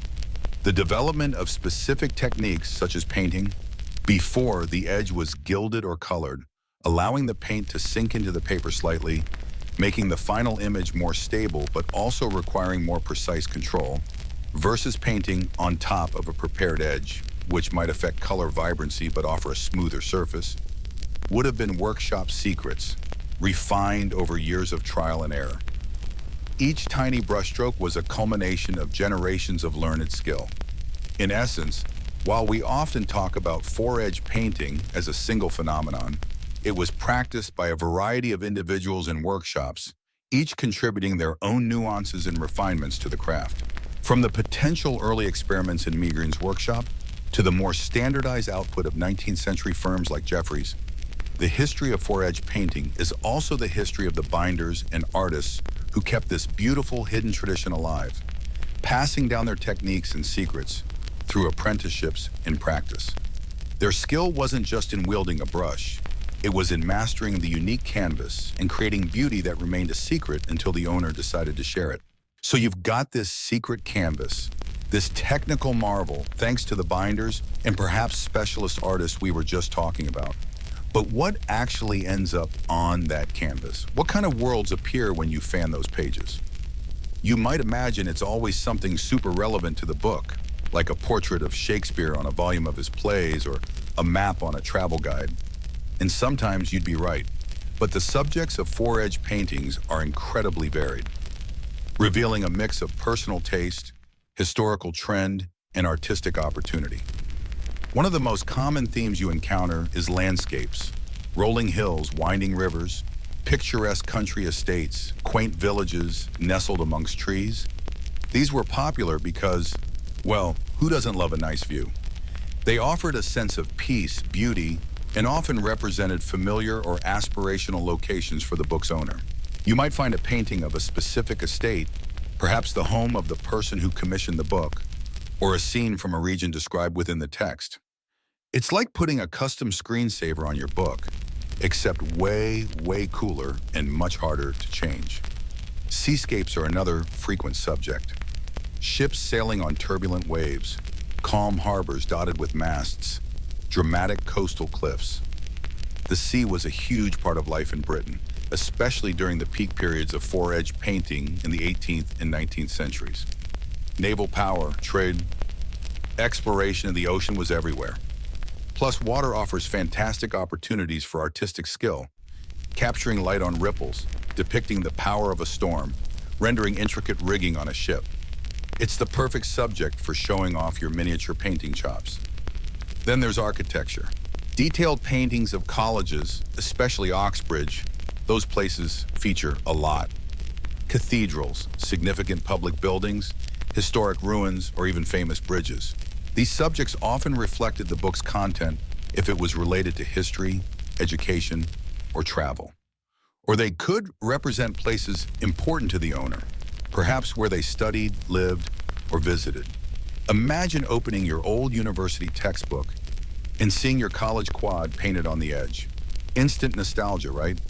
And a much better study break than checking your phone for the millionth time. Sometimes the subject does relate directly to the book's text. A copy of Homer might reveal a scene from the Odyssey or Iliad. A history book could show a famous battle or a coronation. A volume of poetry might have a scene inspired by a particular verse. This was the most straightforward approach, turning the book into a multi-sensory experience. The words tell one story, and the hidden painting adds a visual layer, a secret illustration only the initiated can see. It's like finding a bonus track on an album, but it's paint on paper. But what about when the painting seems completely unrelated to the text? This is where things get interesting. You might find a religious scene on a secular book, a mythological tableau on a scientific treatise, or a random landscape on a collection of sermons. Why the disconnect? This could be due to the owner's personal preference, a stock scene kept by the binder's workshop that was applied to various books, or maybe it was simply a commission based on what the artist was particularly good at or felt like painting that day. Yeah, I know it's a book on economics, but I'm really feeling this shipwreck scene today. Trust me, it'll look great. Historians still argue whether the choice of a four-edge painting subject, especially when it doesn't directly relate to the book's text, always held deeper symbolic meaning, or if it was often simply a matter of aesthetic preference, fashionable imagery, or the availability of particular stock scenes from the binder artist. Was that pastoral scene on a volume of philosophy meant to represent the tranquility of contemplation, or did the owner just really like cows? It's often hard to say for sure. Mainstream historical fact alert. One of the most common subjects for four-edge paintings, particularly in the 19th century, was specific universities in their buildings, especially Oxford and Cambridge. This was likely due to these institutions being major centers of book production and ownership, and books bound and painted for graduates or academics were highly sought after and treasured. Imagine getting your diploma and a book with your college painted secretly on the edge. Peak flex. Now for a quirky or fringe tidbit. Some rare examples of four-edge paintings depict humorous or slightly irreverent scenes that seem quite out of character for the often serious books they adorn. There are accounts of paintings showing caricatures, slightly risque for the time, mythological scenes, or even bizarre, unidentifiable creatures lurking in landscapes. These provide a fascinating glimpse into the less formal side of these hidden artworks, suggesting that not all four-edge paintings were commissioned with solemn intent. Someone clearly had a mischievous streak. The evolution of subjects over time is also notable. Earlier examples might feature simpler decorative patterns, floral motifs, or allegorical figures. As the craft progressed and artists became more skilled, the subjects became more complex, detailed, and often more realistic, focusing on specific locations, bustling scenes, or intricate architectural studies. It mirrors the broader trends in art and illustration during those centuries. The size and format of the book could also influence the subject choice. A very thin book offered a limited canvas, perhaps only suitable for a simple pattern or a single figure. A larger, thicker book allowed for expansive landscapes, complex architectural studies, or crowded historical scenes. The artist had to compose within the constraints of that narrow fan space, which is a challenge in itself. Try drawing a detailed city skyline on the edge of a deck of cards. You'll get the idea. Sometimes the subject choice might have been a collaborative process between the book owner, the binder, and the artist. The owner might specify a general theme, a landscape, something historical, and the binder or artist would suggest specific scenes or locations, perhaps even showing examples of previous work. Other times it might have been entirely the binder's or artist's decision for books being prepared for sale rather than specific commission. The quality of the painting varied as much as the subjects themselves. Some are masterpieces of miniature art, showing incredible detail, perspective, and use of color. Others are simpler, perhaps less refined, but still charming in their own way. This variation likely reflects the skill of the artist, the price point of the book, and the requirements of the commission. Not every four-edge painting is a Rembrandt. Some are perhaps more Bob Ross, but way tinier. Ultimately, the subjects chosen for four-edge paintings tell us stories not just about the books themselves, but about the people who owned them, the times they lived in, and the artistic trends that influence their choices. They range from the highly personal to the broadly popular, from the directly relevant to the delightfully random. Each hidden scene is a tiny window into another world, waiting patiently to be revealed by just the right touch. And discovering these varied subjects is part of the joy of exploring the world of four-edge paintings. You never quite know what little surprise is hiding on that edge. So you've seen the incredible range of subjects that could appear on the fanned edge of a book. Everything from serene landscapes to bustling university quads, even the occasional cheeky mythological scene. And as we saw, these weren't just slapped onto any old paperback you'd pick up at the equivalent of a 19th century airport newsstand. Oh no. These books were often finely bound, sometimes in luxurious materials like Morocco leather or calfskin, and adding a four-edge painting was an extra step, a custom enhancement. And anything custom, especially back then, generally came with a pretty hefty price tag.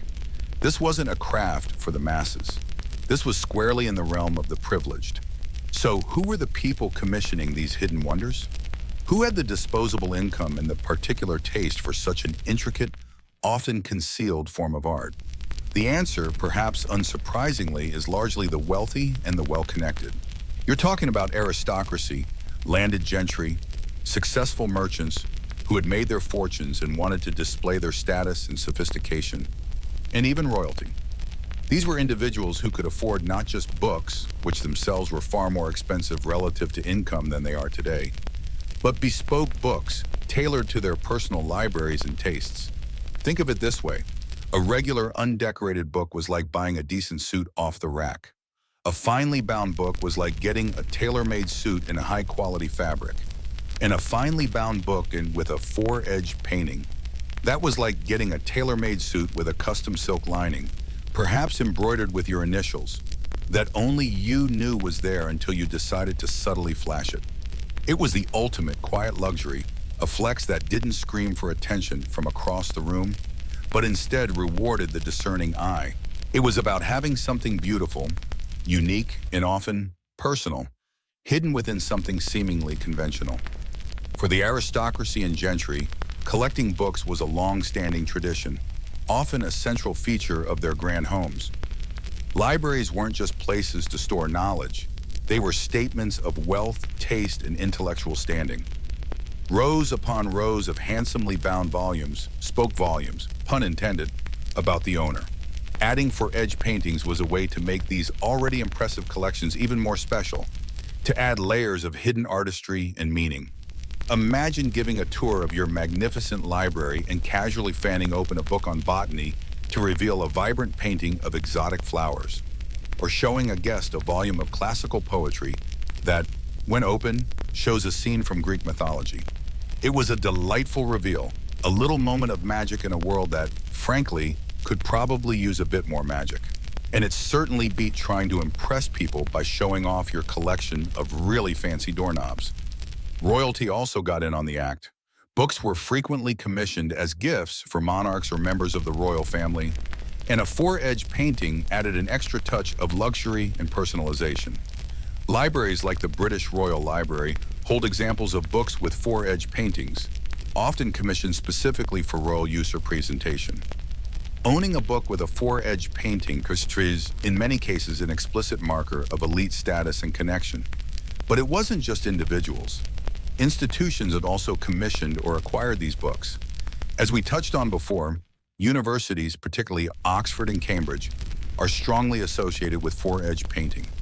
Students, graduates, and wealthy patrons of these institutions might commission books with paintings of college scenes as mementos or gifts. College libraries themselves accumulated such volumes over time. These books served as tangible links to their alma mater, beautifully crafted reminders of their time spent among those hallowed halls. It's like getting the ultimate university souvenir that you can't lose or spill coffee on quite as easily as a t-shirt. Historians still argue whether the primary motivation for commissioning four-edge paintings was aesthetic appreciation of the miniature art form, the desire for social status conferred by owning such expensive and bespoke items, or a genuine personal connection to the specific subject matter depicted on the edge. Was it about showing off your wealth and connections, or was it truly about treasuring a unique piece of art hidden within a beloved book? It was likely a complex mix of all these factors, varying from person to person. Mainstream historical fact: many of the most prolific and skilled four-edge painters worked closely with prominent bookbinding firms that catered specifically to the wealthy and aristocratic clientele in cities like London, Edinburgh, and Dublin. These binders acted as intermediaries, receiving commissions from patrons and then either executing the painting themselves, if they had the skill, or more often subcontracting it to specialist miniature artists. Names like Edwards of Halifax or the firms associated with Cambridge University Press are often linked to significant collections of four-edge painted books. These were essentially the high-end design houses of the book world. Now for a quirky or fringe tidbit. While the vast majority of owners were clearly from the upper echelons of society, there are anecdotal accounts and surviving examples that suggest four-edge paintings were occasionally commissioned by individuals from slightly less exalted backgrounds, perhaps successful professionals like doctors or lawyers, or even wealthy merchants who weren't strictly aristocracy but had accumulated considerable wealth. These instances might reflect a desire to emulate the tastes of the elite, or perhaps a genuine, deep appreciation for books and art that transcended strict social boundaries. It shows that while it was mostly for the lords and ladies, sometimes a particularly bookish and well-off individual could get in on the secret. The cost of a four-edge painted book could vary significantly depending on the complexity of the painting, the quality of the binding, and the reputation of the binder or artist. However, it was always a considerable expense, potentially adding as much as 50% or even 100% to the cost of a standard fine binding on the same book. In an era where buying just one book could be equivalent to a laborer's week's wages, adding a four-edge painting was truly a luxury, akin to commissioning a custom painting or a piece of bespoke jewelry today. You weren't just buying a book, you were buying a piece of art that happened to be attached to one. The patrons were often deeply involved in the commissioning process, specifying the book, the binding style, and often the subject matter for the four-edge painting.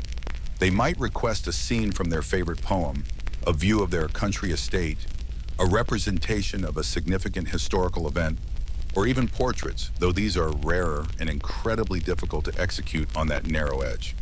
This level of personalization made the books even more precious and unique. It wasn't just buying a product, it was collaborating on a piece of art. The relationship between the wealthy patron, the skilled binder, and the miniature artist was crucial. Binders knew their clients' tastes and could suggest the addition of a four-edge painting as the perfect finishing touch. Artists specialized in this delicate work and developed techniques to apply paint to the fanned paper without it bleeding through when the book was closed. Remember that critical step we talked about earlier? It was essential for these artists. It was a collaborative ecosystem built around luxury and craftsmanship.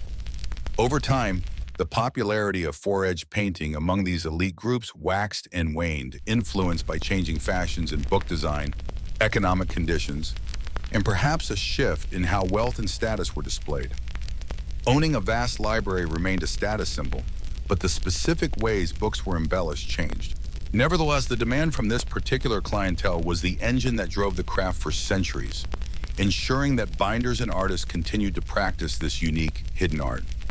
Ultimately, the story of who commissioned four-edge paintings is the story of luxury, patronage, and the ways in which the wealthy sought to personalize and enhance their possessions. They were discerning collectors, individuals who appreciated craftsmanship and exclusivity, and who saw a book not just as a vessel for text, but as an object of beauty and art in itself.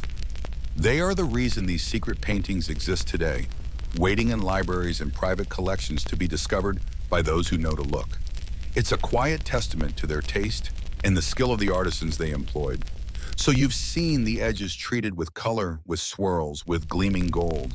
You know how binders worked meticulously to make that solid block of paper or parchment look beautiful and stay protected when the book was closed. But now imagine taking that perfectly prepared surface, maybe even one destined for gilding, and instead of just applying gold or stain, you start applying something else. Something thin, perhaps watered down pigment, applied not just to the surface, but seemingly across the tiny ridges where the pages meet. You're not trying to cover the edge uniformly. You're doing something different. You're drawing, you're painting, right there on the edge. This was the leap. The moment the bookbinder, or perhaps an artist working alongside them, looked at that fan stack of pages, felt the subtle corrugation created by the individual sheets, and thought, wait a minute, if I paint here, following the slant of the fan pages, what happens when I close it? It's like discovering you can draw a secret message on the spine of a deck of cards that only makes sense when you fan them out just right. A little bit of magic, a little bit of delightful deception. And this is where we first begin to see the whispers of hidden four-edge paintings appear in the historical record. They don't burst onto the scene fully formed, with grand, detailed landscapes. Oh no, the earliest examples we have, or at least the ones scholars point to as potentially the first, are, let's just say they're not exactly high-definition blockbusters. They are crude, they are simple, they are often hard to see, even when fanned. They look like experiments, which of course they probably were. Historians still argue whether the very first instances of four-edge painting were truly intentional hidden images, or perhaps accidental results of trying a new technique, maybe related to preparing the edge for marbling or gilding in a slightly different way. But by the late 16th century, certainly into the very early 17th century, you start finding examples where the painted image, though simple, is clearly designed to be revealed by fanning the pages. These aren't just splashes of color, they are recognizable shapes, landscapes, or scenes positioned precisely so they only become visible when the book is bent. Think about that time period. We're talking Renaissance and early Baroque Europe. Books are becoming more widely available thanks to printing, but they are still expensive. A bound book is a significant investment, and decorative arts are flourishing. People want beautiful things. They want things that show off their wealth, their taste, their cleverness. A book with a secret painting? That ticks all those boxes. It's a novelty. It's a conversation starter. It's something that hints at a level of craftsmanship beyond the ordinary. Where exactly did this start? That's another one of those historical puzzles where the pieces don't quite fit together neatly. Some of the earliest examples are found on books from England, often associated with the royal court or wealthy collectors. But there are also very early examples appearing on the continent. Was it an English invention that spread? Did it appear almost simultaneously in different places as binders independently tinkered with edge decoration? Historians still argue whether the technique originated in England or on the European continent, with evidence supporting both possibilities depending on which early example you choose to prioritize. The lack of detailed workshop records from that period makes it difficult to trace a clear lineage. It wasn't like someone filed a patent for hidden book edge pictures. Imagine you are a binder in London in the early 1600s. You've mastered staining, marbling, gilding. You make beautiful books that cost a fortune. Then maybe a wealthy patron, someone who wants something really unique, asks you to do something new. Or perhaps you yourself are an innovator, someone who likes to play with materials and techniques. You've noticed how the fan pages create that ridged surface. You try applying some thin paint. It doesn't look like much when the book is closed, maybe just a faint, irregular smudge along the edge, easily covered up later. But then you fan it, and there it is.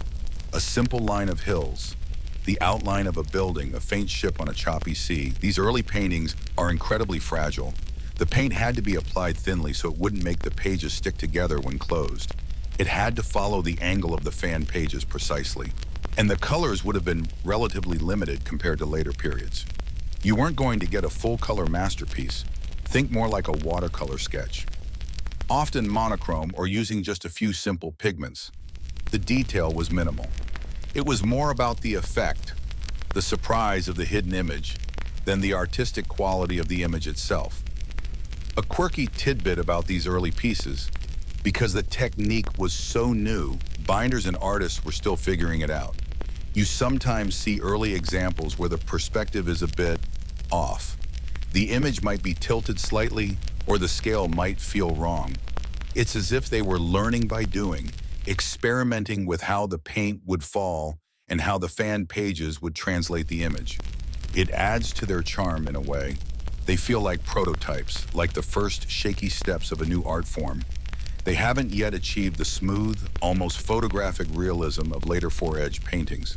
They are rough, hesitant whispers of what the technique could become. Why the secrecy? Well, partly because it was a new, clever technique.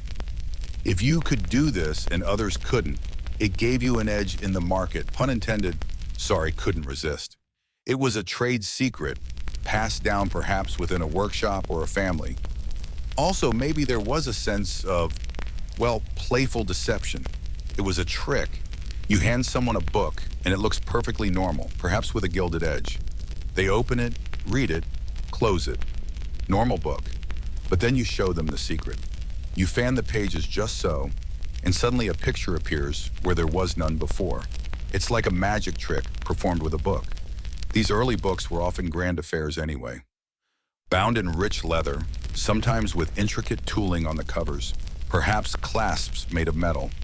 The text inside might be a classic work, a Bible, or an important piece of contemporary literature. The hidden painting wasn't the only decoration. It was an additional, unexpected layer.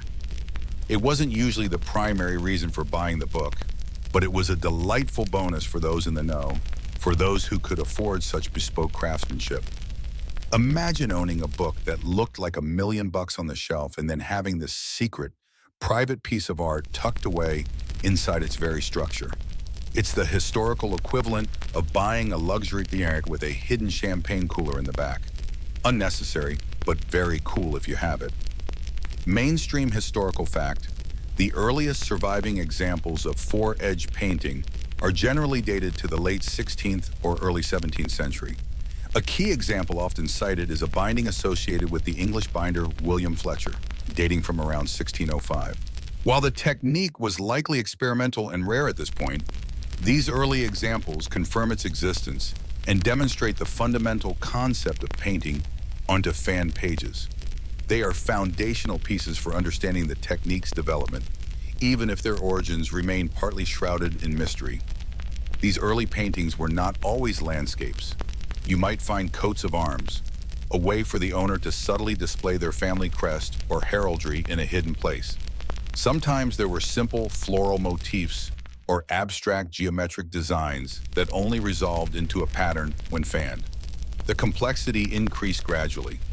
From a simple outline of hills, you might move to adding a river, then a few trees, then perhaps a small building.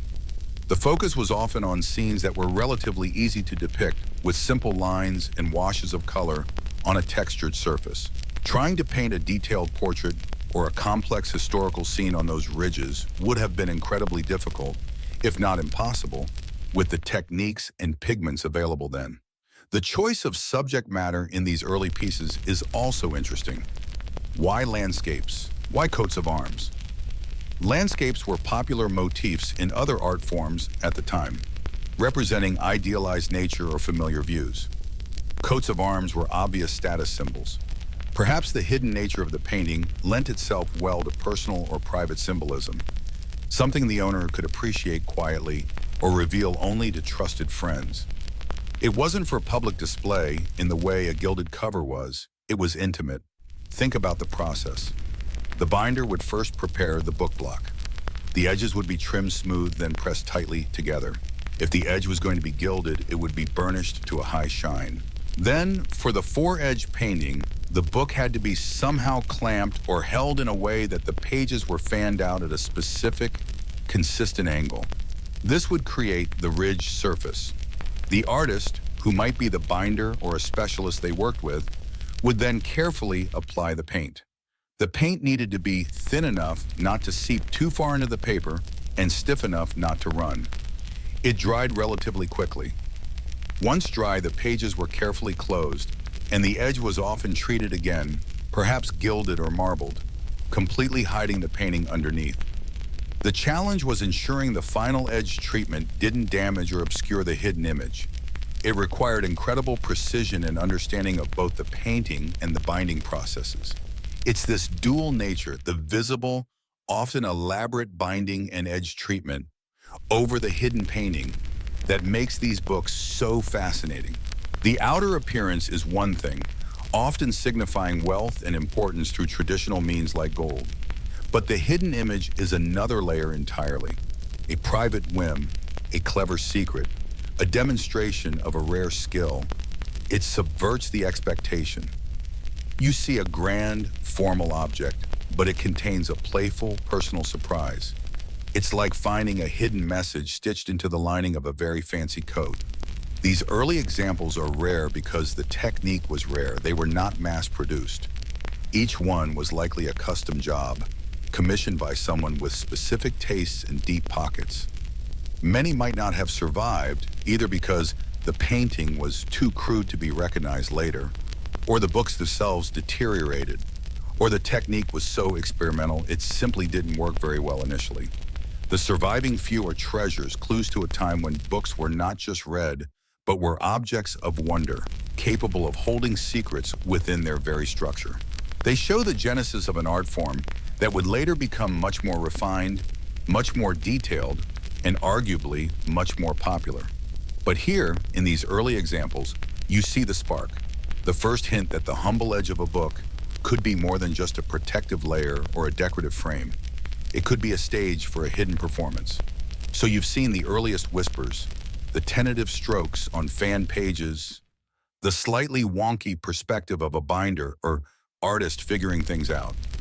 You've felt the excitement of that first reveal, the magic trick hidden within the book's structure. But those were just the opening acts. The technique was born, but it was far from reaching its prime. Now, fast forward.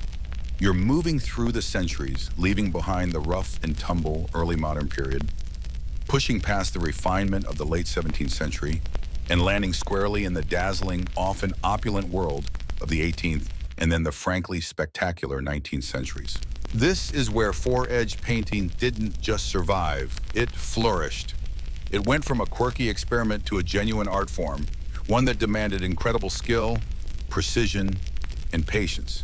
Think about the technological backdrop first. Printing techniques improved. Paper quality got better. Binding became even more sophisticated, with workshops specializing in different aspects of the craft. As books became slightly more accessible, though still a luxury item for fine bindings, the market for decorative techniques expanded. Wealthy patrons weren't just satisfied with beautiful leather and gold tooling. They wanted unique, eye-catching, conversation-starting features on their books. And nothing, absolutely nothing, was quite as conversation-starting as a book that bled secrets onto its edge when you fanned its pages. The artists and binders tackling this challenge in the 18th century learned from those early pioneers. They developed better techniques for preparing the edge, figuring out exactly the right angle to fan the pages to get a consistent, paintable surface. They experimented with pigments, finding those that were thin enough not to bleed too far into the paper fibers when applied, but opaque enough to create a visible image. They mastered the delicate dance of applying paint precisely to the ridges without making the pages stick together when closed. A persistent challenge that required a very light hand and perhaps even some secret binder's tricks involving waxes or sizing. And the subjects. Oh, the subjects exploded in complexity and detail. No more just simple coats of arms or crude landscapes. Now you're seeing detailed views of cities, famous buildings, bustling ports with ships, pastoral scenes with sheep and shepherds, hunting parties, historical events, mythological figures, even portraits. The scale of the painting is still dictated by the size of the book edge, but the detail crammed into that space is astonishing. Imagine painting a recognizable image of, say, St. Paul's Cathedral or the Tower of London, complete with intricate architectural details, using tiny brushes on the ridged surface of a fanned book edge. It's mind-boggling. This period, particularly the late 18th and early 19th centuries, is often considered the golden age of four-edge painting, and one name stands out: the Edwards of Halifax. This family of binders and booksellers, primarily active in Halifax, Yorkshire, England, are arguably the most famous practitioners associated with this technique. They didn't invent it, as we know from those earlier whispers, but they perfected it. They elevated it from a charming novelty to a high art form, integrating it seamlessly with their exquisite bindings. An Edwards of Halifax binding was a mark of quality, and if it included a four-edge painting, it was a truly special, highly prized item.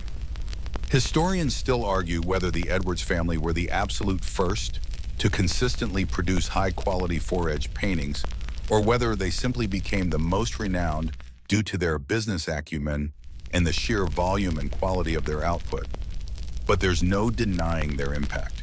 They weren't just binders, they were innovators in design and decoration. They experimented with different styles of bindings, like their Etruscan bindings decorated with classical motifs. And the four-edge painting was often the dazzling secret weapon in their repertoire.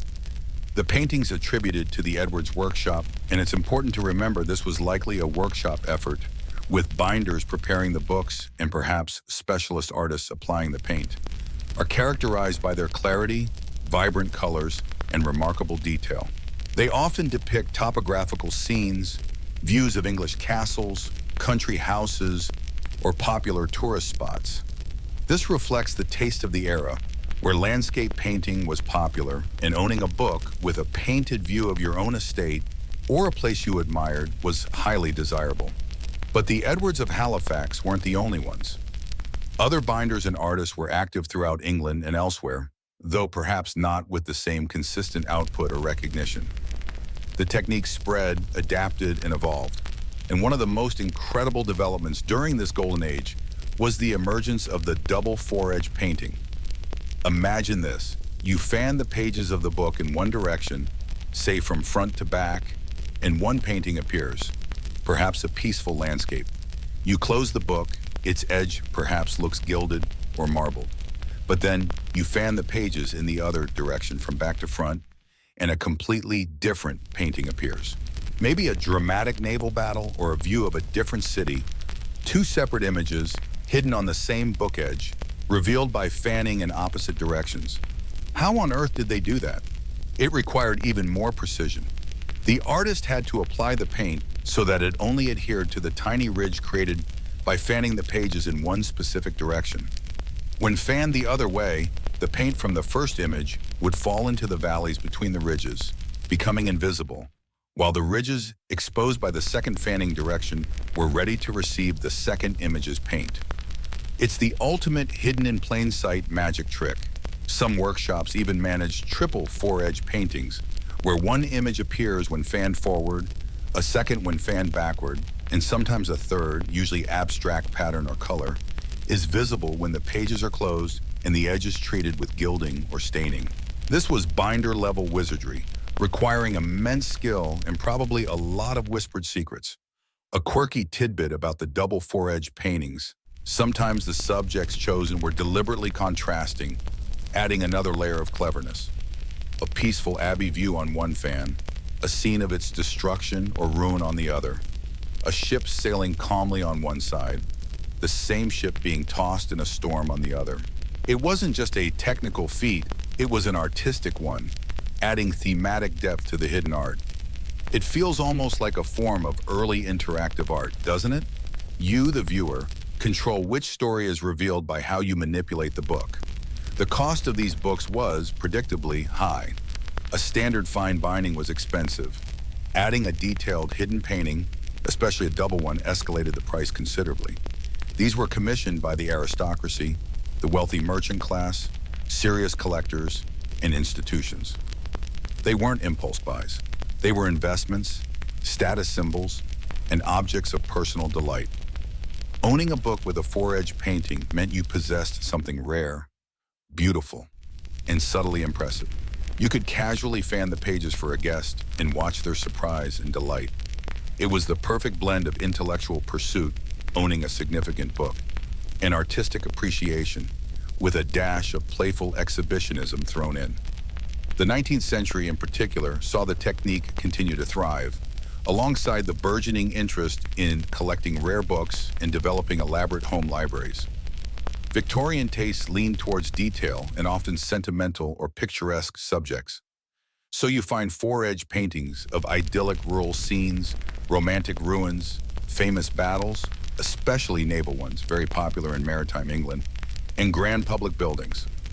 The colors became richer, the detail finer, thanks to advancements in pigment technology. Artists were able to achieve effects of light and shadow, and even attempt human figures or animals with surprising realism, considering the difficult surface they were working on. Mainstream historical fact: the period spanning roughly 1770 to 1830 is considered the zenith of traditional four-edge painting, heavily influenced by the techniques and output of workshops like the Edwards of Halifax. Books from this era frequently feature detailed topographical scenes, mythological subjects, or notable historical events, executed with a high degree of technical skill on both single and double foot edges. The process itself remained labor-intensive. The book had to be tightly pressed. The pages were fanned and held securely, often in a special press or a clamp designed for this purpose. The artist, using very fine brushes, would apply the thin paint, working quickly before it could soak too deeply into the paper. They had to have a good understanding of perspective and how the image would distort or appear on the fanned, ridged surface, and then resolve when viewed correctly. After the painting was complete and dry, the book was closed and the edge was finished, usually gilded, as the gleam of gold beautifully concealed the painted image beneath, adding to the surprise. Sometimes the edge was marbled instead, which also worked well to camouflage the painting. Think about the craftsmanship involved. The binder had to prepare the book perfectly. The artist had to paint with miniature precision on a challenging surface. And then the binder had to finish the edge over the painting without damaging it. It was a collaboration of skills, often within the same workshop. It required immense trust and expertise. It wasn't just about making a book look good, it was about building a secret compartment of art into its very being. While the Edwards of Halifax might be the most famous, researching the history of four-edge painting reveals a web of binders and artists whose work is sometimes difficult to attribute definitively. Many paintings are unsigned. Techniques were shared and adapted. Historians still argue whether certain workshops developed unique methods or simply perfected common practices, making it challenging to trace specific artistic lineages within the craft. The lack of comprehensive records from many binding workshops means we often rely on stylistic analysis and circumstantial evidence to piece together the story. Despite the flourishing during this period, four-edge painting remained a niche art form, always limited to high-end bindings. It never became a common feature on ordinary books. It was a bespoke service, a mark of luxury and distinction. And like many artistic trends, it eventually began to wane in popularity towards the later 19th century, facing competition from new binding styles and decorative techniques. The sheer cost and labor involved also likely played a role, but the works created during this golden age are the ones that define the technique in most people's minds. The stunning, detailed, hidden scenes that seem to magically appear from the edge of a closed book. They represent the peak of the binders and artist collaboration in creating these exquisite, multi-layered objects of beauty and surprise. So you've journeyed through the secretive birth of this technique, watched it blossom in grand workshops, seen the dazzling reveal of double paintings, and appreciated the sheer technical mastery of the Golden Age. You've marveled at cities appearing from nowhere and landscapes bleeding into existence. It felt like magic, didn't it? A hidden world tucked away in plain sight. But like many specialized crafts, especially those tied to luxury goods and painstaking manual labor, the Golden Age couldn't last forever. The world kept turning, tastes changed, technology marched relentlessly forward, and the era of the handcrafted masterpiece began to face competition from more industrialized processes. As you move into the late 19th century and the early years of the 20th, you start to see the momentum slow down for four-edge painting. Several factors contributed. Firstly, publishing and bookbinding were undergoing significant changes. Mass production became more prevalent. While fine binding still existed, the market for truly bespoke, incredibly labor-intensive decorative techniques like hidden four-edge paintings started to shrink relative to the overall book market. It's simply not cost-effective to spend days fanning, painting, and finishing a single book edge when you're aiming for speed and volume. Secondly, aesthetic tastes shifted. The detailed topographical scenes popular in the Georgian and Victorian eras gave way to different styles in book design and decoration. Art Nouveau, Art Deco, and later 20th century modernism had different priorities, often focusing on cleaner lines, abstract patterns, or different materials entirely. Four-edge painting, with its inherently classical or picturesque subject matter, though it could technically depict anything, the tradition leaned heavily on landscapes and historical scenes, just wasn't as fashionable. It felt a bit old-fashioned, perhaps a relic of a more opulent, less streamlined age. Think of it like owning a flip phone with a secret compartment that plays a tiny hand-painted animation when you open it just so. Cool, yes, but not exactly what everyone was buying in the age of smartphones.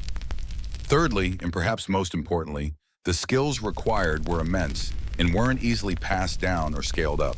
This wasn't something you could train a factory worker to do in an afternoon. It required the touch of a skilled artist and the expertise of a master binder working in tandem.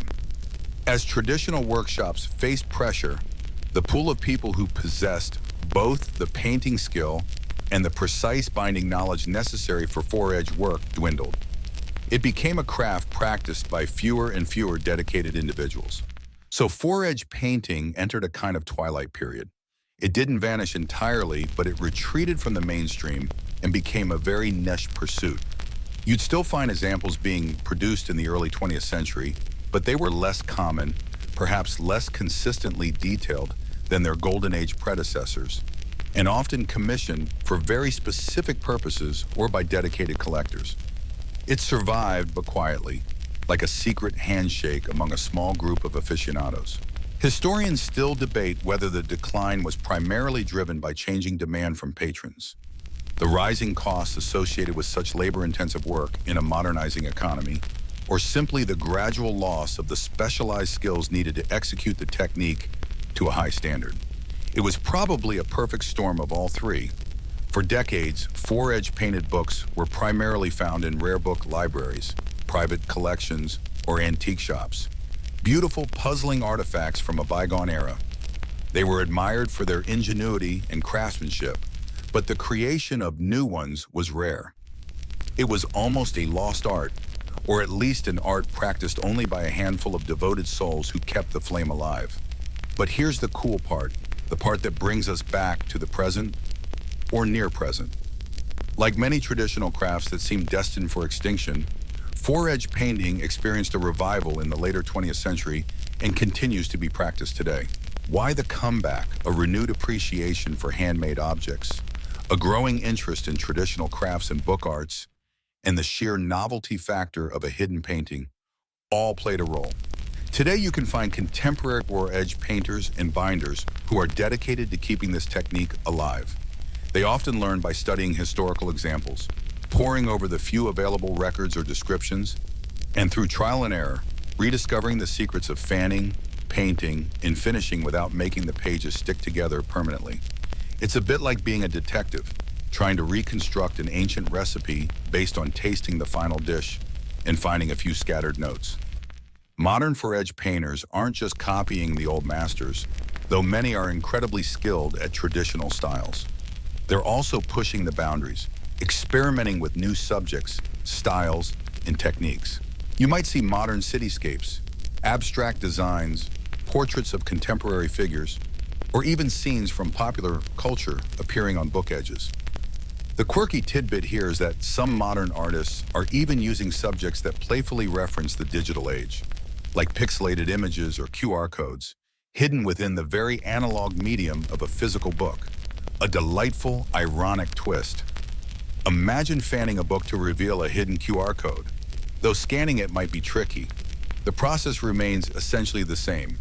Tightly clamp the book, fan the pages at a specific angle, secure them, and painstakingly apply thinned watercolor or acrylic paints to the exposed ridges.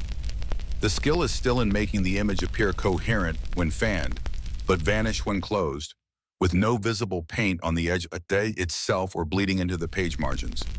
And the final step is still often gilding or marbling the edge to conceal the painting. Working on a foredge is still a challenge. You're painting on a rippled surface that changes as you move your brush. You have to anticipate how the paint will settle and how the image will look from a distance when fanned. It requires immense patience and a steady hand. It's definitely not for the easily frustrated. If you think painting within the lines is hard, try painting on the lines specifically and only some of the lines, depending on how they're angled. It's enough to make you want to stick to finger painting. Contemporary four-edge painted books are still very much luxury items. They are often commissioned for private collectors, institutional libraries, or as unique gifts. The artists who create them are highly skilled artisans, and the price reflects the immense amount of time, effort, and expertise involved. Owning a new four-edge painted book is just as much a statement of appreciation for craft and art as it was centuries ago. Mainstream historical fact. While four-edge painting saw a significant decline in popularity and output through the late 19th and early 20th centuries, it has experienced a notable revival since the latter half of the 20th century, with contemporary artists continuing to practice and evolve the technique. The modern revival shows that there's still a fascination with hidden things, with secrets waiting to be revealed. In an age of instant information and digital transparency, a physical object that holds a surprise, a piece of hidden art that requires a specific action to uncover, has a unique appeal. It's slow, it's tactile, and it feels like a personal discovery. It's a connection to a long tradition of craftsmanship and playful artistry. Will four-edge painting ever be as widespread as it was during its golden age? Probably not. Its very nature makes it resistant to mass production. But its survival and revival demonstrate the enduring human delight in cleverness, in beauty found in unexpected places, and in objects that are more than they first appear. Think about the journey we've taken, from those first accidental blushes on a book edge, through the Renaissance experiments, the Georgian and Victorian peaks, the quiet survival, and now the contemporary resurgence. It's a story not just of a decorative technique, but of human ingenuity, persistence, and the simple, enduring pleasure of a well-kept secret. You have uncovered the history of books that bleed art, a hidden world revealed with just the flick of your wrist. And as you close your eyes, perhaps you can imagine those scenes tucked away on the edges of forgotten volumes, waiting patiently in the dark for someone to fan their pages and bring them back to life. Now, as the journey through these pages draws to a close, feel the weight of the story settling softly around you. The images of hidden art, of fanned pages revealing unexpected beauty, are now just echoes in the quiet space of your mind. Let the details fade, the facts blur gently into the background, leaving only the feeling of wonder and the quiet satisfaction of having explored a hidden corner of history. The bindings are closed, the paintings concealed, the book rests peacefully. There's nothing more to uncover tonight. Just breathe slowly, let the gentle rhythm of your breath become the soft turning of invisible pages. All the secrets are safe now, tucked away until another time. Drift, my friend, drift towards the quiet, empty margin of